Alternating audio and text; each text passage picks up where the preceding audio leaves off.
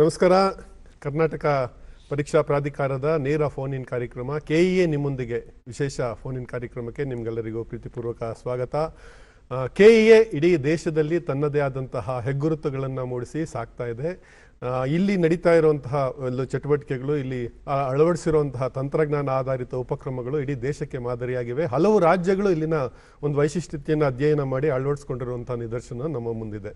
ಈಗ ಕೆಇಎ ಮಾಡ್ತಾ ಇರುವಂತಹ ಬಹಳ ಪ್ರಮುಖವಾದ ಒಂದು ವಿಶೇಷವಾದ ಒಂದು ಪ್ರಕ್ರಿಯೆ ಅಂತಂದರೆ ಸಾಮಾನ್ಯ ಪ್ರವೇಶ ಪರೀಕ್ಷೆಯ ಒಂದು ಈ ಕೌನ್ಸಿಲಿಂಗ್ ಪ್ರಕ್ರಿಯೆ ನಡೆಸುವಂಥದ್ದು. ಇದು ಬಹಳ ದೊಡ್ಡ ಸವಾಲಿನ ಕೆಲಸ. ಈ ಸವಾಲಿನ ಕೆಲಸವನ್ನು ಅತ್ಯಂತ ಸಮರ್ಥವಾಗಿ, ರಚನಾತ್ಮಕವಾಗಿ, ಅತ್ಯಂತ ಪರಿಣಾಮಕಾರಿಯಾಗಿ ಕೆಇಎ ಮಾಡ್ತಾ ಇದೆ. ಇದರ ಈ ಬಾರಿಯ ವೈಶಿಷ್ಟ್ಯತೆ ಏನು, ಕೆಇಎ ಯಾವ ರೀತಿ ವಿದ್ಯಾರ್ಥಿಗಳಿಗೆ ವೃತ್ತಿಪರ ಶೈಕ್ಷಣಿಕ ಕೋರ್ಸ್ಗಳೆಲ್ಲ ಅವಕಾಶ ಕಲ್ಪಿಸ್ತಾ ಇದೆ ಅನ್ನೋ ವಿಚಾರದ ಬಗ್ಗೆ ನಮ್ಮ ಜೊತೆ ಚರ್ಚೆ ಮಾಡಲಿಕ್ಕೆ ನಮ್ಮ ನೇರ ಫೋನ್ ಇನ್ ಕಾರ್ಯಕ್ರಮದ ಪ್ರಾಯೋಜಿತ ಕಾರ್ಯಕ್ರಮದಲ್ಲಿ ನಮ್ಮೊಂದಿಗೆ ಪಾಲ್ಗೊಂಡಿದ್ದಾರೆ ಕರ್ನಾಟಕ ಪರೀಕ್ಷಾ ಪ್ರಾಧಿಕಾರದ ಕಾರ್ಯನಿರ್ವಾಹಕ ನಿರ್ದೇಶಕರಾದಂಥ ಎಚ್ ಪ್ರಸನ್ನ ಅವರು. ಸರ್, ಕಾರ್ಯಕ್ರಮಕ್ಕೆ ನಿಮಗೆ ಆತ್ಮೀಯ ಸ್ವಾಗತ. ನಮಸ್ಕಾರ. ಇದು ಬಹಳ ವಿಶೇಷವಾದಂಥ ಒಂದು ಸವಾಲಿನ ಸಂದರ್ಭ. ಪ್ರತಿ ಬಾರಿನೂ ಕೂಡ ಪರೀಕ್ಷೆ ಅಂತ ಅಂದಾಗ ಒಂದು ಸವಾಲು ಎದುರಾಗೋದು, ಆ ಪರೀಕ್ಷೆ ನಂತರ ಒಂದು ಕೌನ್ಸಿಲಿಂಗ್ ಪ್ರಕ್ರಿಯೆ ನಡೆಸುವಂಥದ್ದು ಕೂಡ ಬಹಳ ವಿಶೇಷವಾದಂಥ ಒಂದು ಸವಾಲಿನ ಕೆಲಸ. ಸರ್, ಈ ಬಾರಿಯ ವೈಶಿಷ್ಟ್ಯತೆ ಏನು? ಕೆಇಎ ಯಾವ ಒಂದು ವಿಶೇಷ ಉಪಕ್ರಮಗಳನ್ನು ಈ ಬಾರಿ ಒಂದು ಕೌನ್ಸಿಲಿಂಗ್ ಪ್ರಕ್ರಿಯೆಗೆ, ವೃತ್ತಿಪರ ಶೈಕ್ಷಣಿಕ ಕೋರ್ಸ್ಗಳ ಒಂದು ಹಂಚಿಕೆಯಲ್ಲಿ ಯಾವ ರೀತಿ ಅನುಸರಿಸ್ತಾ ಇದೆ ಅಂತ? ವಿಶೇಷವಾಗಿ ಕರ್ನಾಟಕ ಪರೀಕ್ಷಾ ಪ್ರಾಧಿಕಾರ ವಿವಿಧ ವೃತ್ತಿಪರ ಕೋರ್ಸುಗಳಿಗೆ ಸೀಟು ಹಂಚಿಕೆಯನ್ನು ಮಾಡುತ್ತೆ. ಈಗಾಗಲೇ ನಾವು CET ಪರೀಕ್ಷೆಯನ್ನು ನಡೆಸಿ ಫಲಿತಾಂಶವನ್ನು ಪ್ರಕಟ ಮಾಡಿದ್ದೀವಿ. ವಿದ್ಯಾರ್ಥಿಗಳು ತಾವು ಸಲ್ಲಿಸಿದಂತಹ ಅರ್ಜಿಯಲ್ಲಿ ಏನೆಲ್ಲ ಮೀಸಲಾತಿಗಳು, ಏನೆಲ್ಲ ಇನ್ಫಾರ್ಮೇಷನನ್ನು ಕೊಟ್ಟಿದ್ದಾರೆ ಅದರದ್ದು ವೆರಿಫಿಕೇಷನ್ ಸ್ಲಿಪ್ ಅಂತೇಳಿ, ಅಂದರೆ ಕೌನ್ಸಿಲಿಂಗ್ ಶುರುವಾಗೋದಕ್ಕಿಂತ ಪೂರ್ವದಲ್ಲಿ ಆ ವೆರಿಫಿಕೇಷನ್ ಸ್ಲಿಪ್ಪನ್ನು ಡೌನ್ಲೋಡ್ ಮಾಡ್ಕೊಳ್ಳುವಂಥ ಪ್ರಕ್ರಿಯೆ ಇರುತ್ತೆ. ಲಾಸ್ಟು ಮೂರು ದಿನಗಳಿಂದ ಆ ವೆರಿಫಿಕೇಷನ್ ಸ್ಲಿಪ್ಪನ್ನು ಡೌನ್ಲೋಡ್ ಮಾಡ್ಕೊಳ್ತಾ ಇದ್ದಾರೆ. ಆ ವೆರಿಫಿಕೇಷನ್ ಸ್ಲಿಪ್ಪು ಏನು ವಿಶೇಷತೆ ಅಂತಂದರೆ, ಈ 2 ವರ್ಷಕ್ಕಿಂತ ಮೊದಲು ವೆರಿಫಿಕೇಷನ್ ಸ್ಲಿಪ್ಪಲ್ಲಿ ಒಂದು ಸೀಕ್ರೆಟ್ ಕೀ, ಪಾಸ್ವರ್ಡು, ಲಾಗಿನ್ ಎಲ್ಲ ಕೊಟ್ಟಿರ್ತಿದ್ರು. ಅದು ಇನ್ನು ಇಡೀ ಕೌನ್ಸಿಲಿಂಗ್ ಪ್ರಕ್ರಿಯೆಯಲ್ಲಿ ಸಿಸ್ಟಮ್ ಒಳಗಡೆ ಬರಬೇಕು ಅಂದರೆ ಅದು ಮಹತ್ವದ್ದಾಗಿತ್ತು. ಕಳೆದ ವರ್ಷದಿಂದ ನಾವು ಅದನ್ನು ಡಿಸ್ಕಂಟಿನ್ಯೂ ಮಾಡಿದ್ದೀವಿ. ವೆರಿಫಿಕೇಷನ್ ಸ್ಲಿಪ್ಪಲ್ಲಿ ಆ ಸೀಕ್ರೆಟ್ ಕೀ ಹೊರತುಪಡಿಸಿ ತಾವು ಅರ್ಜಿಯನ್ನು ಸಲ್ಲಿಸಿದಂತಹ ಸಂದರ್ಭದಲ್ಲಿ ತಾವು ನೀಡಿರುವಂತಹ ಎಲ್ಲ ಮಾಹಿತಿ ಅದರಲ್ಲಿರುತ್ತೆ. ಅದು ಏನು ಇಂಪಾರ್ಟೆಂಟ್ ಆಗುತ್ತೆ ಅಂತಂದರೆ, ಉದಾಹರಣೆಗೆ ನಾವು ಕೌನ್ಸಿಲಿಂಗ್ ಆಪ್ಷನ್ ಎಂಟ್ರಿ ನಂತರ ಸೀಟ್ ಅಲಾಟ್ ಮಾಡಬೇಕು ಅಂತಂದರೆ ತಾವು ಏನೆಲ್ಲ, ಉದಾಹರಣೆಗೆ ಕ್ಯಾಸ್ಟ್, SC ST OBC ಸರ್ಟಿಫಿಕೇಟ್ನ ಕೊಟ್ಟಿರ್ತೀರಾ, ಕನ್ನಡ ಮೀಡಿಯಮ್ಮು, ರೂರಲ್ ಹಾಕಿರ್ತೀರಾ. ಮೆಡಿಕಲ್ ಸೀಟನ್ನು ತೆಗೆದುಕೊಳ್ಳುವಂಥ ಸಂದರ್ಭದಲ್ಲಿ ಕರ್ನಾಟಕ ರಾಜ್ಯದಲ್ಲಿ ಲಿಂಗ್ವಿಸ್ಟಿಕ್ ಮೈನಾರಿಟಿ ಮೆಡಿಕಲ್ ಕಾಲೇಜಸ್ ಇದ್ದಾವೆ, ರಿಲಿಜಿಯಸ್ ಮೈನಾರಿಟಿ ಮೆಡಿಕಲ್ ಕಾಲೇಜಸ್ ಇದೆ. ಆ ಕಾಲೇಜ್ಗಳಲ್ಲಿ ನೀವು ಸೀಟ್ ಪಡಿಬೇಕು ಅಂತಂದರೆ ಲಿಂಗ್ವಿಸ್ಟಿಕ್ಕು ಮತ್ತು ರಿಲಿಜಿಯಸ್ ಮೈನಾರಿಟಿ ಸರ್ಟಿಫಿಕೇಟ್ನ ತಾವು ಅರ್ಜಿ ಸಲ್ಲಿಸುವಂಥ ಸಂದರ್ಭದಲ್ಲಿ ಹಾಕಿರಬೇಕು. ಅದು ವೆರಿಫಿಕೇಷನ್ ಆಗಿರಬೇಕು. ಇದೆಲ್ಲ ವೆರಿಫಿಕೇಷನ್ ಸ್ಲಿಪ್ಪಲ್ಲಿ ನಾವು ಡಿಸ್ಪ್ಲೇ ಮಾಡ್ತೀವಿ. ಹಾಗಾಗಿ ವಿದ್ಯಾರ್ಥಿಗಳು ವೆರಿಫಿಕೇಷನ್ ಸ್ಲಿಪ್ಪನ್ನು ಡೌನ್ಲೋಡ್ ಮಾಡ್ಕೊಂಡಂಥ ಸಂದರ್ಭದಲ್ಲಿ ತಾವು ನೀಡಿರುವಂತಹ ಮಾಹಿತಿ ಎಲ್ಲದೂ ಸರಿಯಾಗಿದೆಯಾ ಅನ್ನುವಂಥದ್ದನ್ನು ಅವ್ರು ನೋಡ್ಕೊಳ್ಬೇಕಾಗುತ್ತೆ. ಅದು ಸರಿ ಇಲ್ಲ ಅಂದರೆ ಏನು ಮಾಡಬೇಕು ಅಂತ ವಿದ್ಯಾರ್ಥಿಗಳ ಪ್ರಶ್ನೆ. ಈಗ ಉದಾಹರಣೆಗೆ ಕನ್ನಡ ಮೀಡಿಯಮ್ಮು, ರೂರಲ್ಗೆ ಸಂಬಂಧಪಟ್ಟಂತೆ ಅಂದರೆ ಗ್ರಾಮೀಣ ಮೀಸಲಾತಿ ಕ್ಲೈಮ್ ಮಾಡಿರುವಂಥ ವಿದ್ಯಾರ್ಥಿಗಳು, ಕನ್ನಡ ಮೀಡಿಯಮ್ಮಲ್ಲಿ ಓದಿರುವಂಥದ್ದೊಂದು ಮೀಸಲಾತಿ ಕ್ಲೈಮ್ ಮಾಡಿರುವಂಥ ವಿದ್ಯಾರ್ಥಿಗಳು ತಮ್ಮ ಕಾಲೇಜಲ್ಲಿ ಮೂಲ ದಾಖಲೆಗಳನ್ನು ತೆಗೆದುಕೊಂಡೋಗಿ ವೆರಿಫಿಕೇಷನ್ ಮಾಡುವಂಥದ್ದಕ್ಕೆ ನಾವು ಹೇಳಿದ್ವಿ. ಅನ್ಫಾರ್ಚುನೇಟ್ಲಿ ಕೆಲವು ವಿದ್ಯಾರ್ಥಿಗಳು ಅದು ವೆರಿಫಿಕೇಷನ್ ಮಾಡಿಲ್ಲ. ಅರ್ಜಿಯಲ್ಲಿ ಎಸ್ ಅಂತಿದೆ, ಆದರೆ ಅವರು ವೆರಿಫಿಕೇಷನ್ ಮಾಡಿಸ್ಕೊಂಡಿಲ್ದಿರೋದ್ರಿಂದ ವೆರಿಫಿಕೇಷನ್ ಸ್ಲಿಪ್ಪಲ್ಲಿ ಅದು ನೋ ಅಂತ ಬಂದಿದೆ. ನಾಳೆ ಕನ್ನಡ ಮೀಡಿಯಂ ತಾವು ಓದಿದ್ರೂ ಸಹ, ಗ್ರಾಮೀಣ ಪ್ರದೇಶದಲ್ಲಿ ತಾವು ಓದಿದ್ರೂ ಸಹ, ಅರ್ಜಿಯಲ್ಲಿ ತಾವು ಹಾಕಿದ್ರೂ ಸಹ ವೆರಿಫಿಕೇಷನ್ ಮಾಡಿಸ್ಕೊಂಡಿಲ್ಲ ಅಂದರೆ ನಮಗೆ ದಾಖಲೆನ ವೆರಿಫಿಕೇಷನ್ ಮಾಡಿಲ್ಲ ಅಂದರೆ ನಾಳೆ ಕನ್ನಡ ಮೀಡಿಯಮ್ಮು ಮತ್ತು ರೂರಲ್ಲಿಗೆ ನಿಗದಿಯಾಗಿರುವಂತಹ ಸೀಟ್ಗಳನ್ನು ನಿಮಗೆ ಹಂಚಿಕೆ ಮಾಡಲ್ಲ. ಅದು ನಾಳೆ ನಿಮಗೆ ಸಮಸ್ಯೆ ಆಗುತ್ತೆ. ಅದು ದಯಮಾಡಿ ಕೆಲವು ವಿದ್ಯಾರ್ಥಿಗಳು, ನಮ್ಮ ಮಾಹಿತಿ ಪ್ರಕಾರ ಒಂದು 2,000 ರಿಂದ 3,000 ವಿದ್ಯಾರ್ಥಿಗಳು ಪ್ರಾಪರಾಗಿ ವೆರಿಫಿಕೇಷನ್ ಮಾಡಿಸ್ಕೊಂಡಿಲ್ಲ ಅಂತ. ಅವ್ರು ಯಾರಾದ್ರೂ ತಾವು ವೆರಿಫಿಕೇಷನ್ ಸ್ಲಿಪ್ಪಲ್ಲಿ ನೋ ಅಂತ ಬಂದಿದ್ರೆ, ಆದರೆ ನಿಮ್ಮ ಹತ್ರ ಎಲ್ಲ ದಾಖಲೆಗಳಿತ್ತು ಕರೆಕ್ಟಾಗಿ ಅಂತಂದರೆ, ಈ ಹಿಂದೆ ತಮ್ಮ ಕಾಲೇಜಲ್ಲೇ ವೆರಿಫಿಕೇಷನ್ ಮಾಡೋದಕ್ಕೆ ಲಾಸ್ಟ್ 8 ತಿಂಗಳಿಂದ ಅವಕಾಶ ಕೊಟ್ಟಿದ್ವಿ. ತಾವು ಮಾಡ್ಕೊಂಡಿಲ್ಲ. ಬಟ್ ಈಗ ಲಾಸ್ಟ್ ಮೂಮೆಂಟಲ್ಲಿ ನಾವು ಕಾಲೇಜಲ್ಲಿ ಲಾಗಿನ್ ಎಲ್ಲ ಕ್ಲೋಸ್ ಮಾಡಿದ್ದೀವಿ. ತಾವು ಅನಿವಾರ್ಯವಾಗಿ ಕೆಇಎ ಆಫೀಸಿಗೆ ಬಂದು ವೆರಿಫಿಕೇಷನ್ ಮಾಡಿಸ್ಕೊಳ್ಬೇಕಾಗತ್ತೆ. ಇದು ನಮ್ಮ ಕೌನ್ಸಿಲಿಂಗಲ್ಲಿ ಭಾಗವಹಿಸುವಂಥದ್ದು ಮೊದಲ ಸ್ಟೆಪ್. ಆ ವೆರಿಫಿಕೇಷನ್ ಸ್ಲಿಪ್ಪಲ್ಲಿ ತಮ್ಮ ರ್ಯಾಂಕ್ ಸಹ ಇರುತ್ತೆ. ಹಾಗಾಗಿ ಅದು ಬಹಳ ಇಂಪಾರ್ಟೆಂಟ್ ಆಗುತ್ತೆ. ತಾವು ಅವಾಗಲೇ ಕೇಳಿದ್ರಿ, ಈ ವರ್ಷ ಏನು ವ್ಯವಸ್ಥೆಗಳನ್ನ ತಾವು ಮಾಡ್ಕೊಂಡಿದ್ದೀರಾ ಅಂತ ಅಂದ್ಕೊಂಡು. ನಾವು ಪಾರದರ್ಶಕವಾಗಿ ಸೀಟು ಹಂಚಿಕೆ ಮಾಡುವಂಥದ್ದಕ್ಕೆ ಸಾಕಷ್ಟು ವ್ಯವಸ್ಥೆಗಳನ್ನ ಕಳೆದ ವರ್ಷ ಇಂಟ್ರೊಡ್ಯೂಸ್ ಮಾಡಿದ್ವಿ. ಈ ವರ್ಷ ಅದನ್ನು ಕಂಟಿನ್ಯೂ ಮಾಡ್ತಾ ಇದ್ವಿ. ಏನಪ್ಪ ಅದು ಪಾರದರ್ಶಕ ವ್ಯವಸ್ಥೆ ಅಂತಂದರೆ, ನಾನು ಹಿಂದೆ ಹೇಳಿದ್ನಲ್ಲ, ಸೀಕ್ರೆಟ್ ಕೀ, ಲಾಗಿನ್ ಪಾಸ್ವರ್ಡ್ನ ವೆರಿಫಿಕೇಶನ್ ಸ್ಲಿಪ್ಪಲ್ಲಿ ಕೊಟ್ಬಿಡ್ತಿದ್ವಿ. ಅದನ್ನು ಅವರು ಬೇರೆಯವ್ರಿಗೆ ಕೊಟ್ಬಿಟ್ಟು ಮಿಸ್ಯೂಸ್ ಆಗ್ತಿತ್ತು. ಅದಕ್ಕೆ ನಾವು ಕಳೆದ ವರ್ಷದಿಂದ ಈ ಬಾರಿ ಸಹ ಅದನ್ನು ಮುಂದುವರಿಸಿದ್ದೀವಿ. ತಾವು ರಿಜಿಸ್ಟರ್ ಮಾಡಿರುವಂಥ ಮೊಬೈಲಿಗೆ ಪ್ರತಿ ಸಾರಿ ತಾವು ಲಾಗಿನ್ ಆಗಬೇಕು ಅಂದರೆ OTP ಹೋಗುತ್ತೆ. ಜೊತೆಗೆ ತಾವು ಫೇಸನ್ನು ನಮ್ಮ ವೆಬ್ ಕ್ಯಾಮಲ್ಲಿ ತೋರಿಸಿದ್ರೆ ಫೇಶಿಯಲ್ ರೆಕಗ್ನೈಸೇಷನ್ ಆಧಾರದ ಮೇಲೆ ಯಾವ ಫೇಸು ನೀವು ಅಪ್ಲಿಕೇಶನ್ ಹಾಕುವಂಥ ಸಂದರ್ಭದಲ್ಲಿ ಒಂದು ಫೋಟೋ ಅಪ್ಲೋಡ್ ಮಾಡಿದ್ದೀರಾ, ಅದು ಮತ್ತೆ ಈಗ ತಾವು ಲಾಗಿನ್ ಆಗ್ತಾ ಇರೋದು ಇಬ್ರು ಒಬ್ಬರೇನಾ ಅನ್ನುವಂಥದ್ದನ್ನು ಚೆಕ್ ಮಾಡಿ ನಮ್ದು option entry login portal open ಆಗುತ್ತೆ. ತಂತ್ರಜ್ಞಾನವನ್ನು ಬಳಸಿ ಈ ಅಕ್ರಮಗಳನ್ನು ತಡೆಗಟ್ಟುವಂಥದ್ದಕ್ಕೆ KE ಅವರು ನಾವು ನೂತನವಾಗಿ ವ್ಯವಸ್ಥೆಯನ್ನು ನಾವು ಪಾರದರ್ಶಕವಾಗಿ ಬಹಳ ರಚನಾತ್ಮಕವಾಗಿ ವ್ಯವಸ್ಥಿತವಾಗಿ ಒಂದು ಮೊದಲ ಹೆಜ್ಜೆ ಇದು ನೀವು ಇಟ್ಟಿರುವಂತದ್ದು ಅಂತ. ಎಸ್ ಸರ್, ಈಗ ಪ್ರತಿ ಬಾರಿನೂ ಕೂಡ ಕಂಬೈನ್ಡ್ ಒಂದು ಕೌನ್ಸಿಲಿಂಗ್ ಆಗ್ತಾ ಇತ್ತು. ಈ ಬಾರಿ ಒಂದು ವಿಶಿಷ್ಟವಾದ ಪರಿಸ್ಥಿತಿ ನಿರ್ಮಾಣ ಆಗಿದೆ. ಇದು ವಿದ್ಯಾರ್ಥಿಗಳಲ್ಲೂ ಪೋಷಕರಲ್ಲೂ ಒಂದು ರೀತಿ ಆತಂಕ, ಕಳವಳ ಇರುವಂಥದ್ದು ಸಹಜ. ಸೊ ಈ ಒಂದು ಕಂಬೈನ್ಡ್ ಈ ಒಂದು ಪರಿಸ್ಥಿತಿಯಿಂದ ಈ ಬಾರಿ ವಿಶೇಷವಾದ ಒಂದು ಹಂತದಲ್ಲಿದ್ದೇವೆ. ಏನ್ ಸರ್, ಏನು ಉಪಕ್ರಮಗಳು ಕೈಗೊಂಡಿದ್ದೀರಾ ಅಂತ? ಇಡೀ ದೇಶದಲ್ಲೇನೆ ಕರ್ನಾಟಕ ರಾಜ್ಯ ಕೌನ್ಸಿಲಿಂಗ್ ವ್ಯವಸ್ಥೆನಲ್ಲಿ ಫೇಮಸ್. ಅಂದ್ರೆ ಬೇರೆ ಈಗ ಉದಾಹರಣೆಗೆ ಅಕ್ಕಪಕ್ಕದ ರಾಜ್ಯಗಳು ತಗೊಂಡ್ರೆ ಅವರು ಇಂಜಿನಿಯರಿಂಗ್ ಸಪರೇಟ್ ಕೌನ್ಸಿಲಿಂಗ್ ಮಾಡ್ತಾರೆ, ಮೆಡಿಕಲ್ ಬೇರೆ, ಫಾರ್ಮ್ ಸೈನ್ಸ್ ಎಲ್ಲ. ಏನಾಗುತ್ತೆ, ವಿದ್ಯಾರ್ಥಿಗಳು ಅಲ್ಲಿ ನಾನು ಹೀಗೇನೆ ಮಹಾರಾಷ್ಟ್ರದ್ದು ಒಂದು ಟೀಮ್ ನಮ್ಮಲ್ಲಿ ಸ್ಟಡಿ ಮಾಡೋದಕ್ಕೆ ಬಂದಾಗ ಸೀನಿಯರ್ ಅಧಿಕಾರಿಗಳ ಹತ್ರ ಚರ್ಚೆ ಮಾಡ್ತಾ ಇದ್ದೆ. ನೀವು ಫಸ್ಟ್ ಇಂಜಿನಿಯರಿಂಗ್ ಮಾಡ್ತೀರಾ, ಅಲ್ಲಿ ತಗೊಳ್ತಾರೆ, ಆಮೇಲೆ ಮೆಡಿಕಲ್ ಶುರುವಾಗುತ್ತೆ, ಬಿಟ್ಟು ಹೋಗ್ತಾರೆ, ಏನು ಮಾಡ್ತಾರೆ, ನಾವೇನು ಮಾಡ್ಲಿಕ್ಕಾಗಲ್ಲ ಅಂತ ಅಷ್ಟು ಸಿಂಪಲ್ ಆನ್ಸರ್ ಆಗಿ, ಅಂದರೆ ಆ ಥರದ್ದು ವ್ಯವಸ್ಥೆ. ಬಟ್ ಆದರೆ ಕರ್ನಾಟಕದಲ್ಲಿ ಎಷ್ಟು ಬ್ಯೂಟಿಫುಲ್ ಆಗಿ ಡಿಸೈನ್ ಮಾಡಿದ್ದಾರೆ ನಮ್ಮ ಹಿಂದಿನ ಅಧಿಕಾರಿಗಳು, ಸರ್ಕಾರ ಅಂತಂದರೆ medical, dental, AYUSH, engineering, farm science, veterinary science, D pharma, B pharma ಎಲ್ಲ. ಬಟ್ ನೀಟ್ ಎಕ್ಸಾಮ್ ಬಂದಾದ್ಮೇಲೆ ನೀಟ್ ರ್ಯಾಂಕ್ ಆಧರಿಸಿ ಮೆಡಿಕಲ್, ಡೆಂಟಲ್, ಆಯುಷನ್ ಅಲಾಟ್ ಮಾಡ್ತಾ ಇದ್ವಿ. ಉಳಿದಂಥ ಎಲ್ಲ ಕೋರ್ಸ್ಗಳಿಗೆ CET-ನ ರ್ಯಾಂಕ್ ಆಧರಿಸಿ ನಾವು ಅಲಾಟ್ ಮಾಡುವಂಥದ್ದು. ಈಗ ನಮ್ಮ ಕರ್ನಾಟಕದಲ್ಲಿ ಪೋಷಕರಿಗೆ ಫಸ್ಟ್ ಮೆಡಿಕಲ್ ನನ್ನ ಮಗ ಮಾಡಬೇಕು ಅಂತೇಳಿ ಆಸೆ ಇರುತ್ತೆ. ಮೆಡಿಕಲ್ ಸಿಕ್ಕಿಲ್ಲ ಅಂದರೆ ಡೆಂಟಲ್ಲು, ಇದೆರಡು ಸಿಕ್ಕಿಲ್ಲ ಅಂತಂದರೆ ಪ್ಲಾನ್ B ಅಂತ ನಾನು ಇಂಜಿನಿಯರಿಂಗ್ ಕಳಿಸ್ತೀನಿ. ಕೆಲವರು ಇಲ್ಲ ಮೆಡಿಕಲ್ಲು ಅದು ಸಿಕ್ಕಿಲ್ಲ ಅಂದರೆ ವೆಟರ್ನರಿ ಕಳಿಸ್ತೀನಿ. ನಾವು ಬೇರೆ ಬೇರೆ ಸಂದರ್ಭದಲ್ಲಿ ಕೌನ್ಸಿಲಿಂಗ್ ಮಾಡೋದ್ರಿಂದ ಏನಾಗುತ್ತೆ, ಅಲ್ಲಿ ಸೇರ್ಬಿಟ್ಟು ನಂತರ ಇದನ್ನ ಮಾಡಿದಾಗ ಅದು ಬಿಟ್ಟು ಬರ್ತಾನೆ, ಆ ಸೀಟನ್ನು ಯಾರಿಗೆ ಕೊಡೋದು, ಅವಾಗ ತುಂಬಾ ಕೆಳಗಡೆ ಇರುವಂತವ್ರಿಗೆ ಕೊಡೋದು. ಹಂಗಾಗಿ ನಮ್ದು ಕಂಬೈನ್ಡ್ ಕೌನ್ಸಿಲಿಂಗ್ ನಾವು ಮಾಡ್ತಾ ಇದ್ವಿ. ತುಂಬಾ ಅದ್ಭುತವಾಗಿತ್ತು. ನೀಟ್ ರ್ಯಾಂಕ್ ಆಧರಿಸಿ 3 ಕೋರ್ಸು, CET ರ್ಯಾಂಕ್ ಆಧರಿಸಿ ಇತರೆ ಕೋರ್ಸು.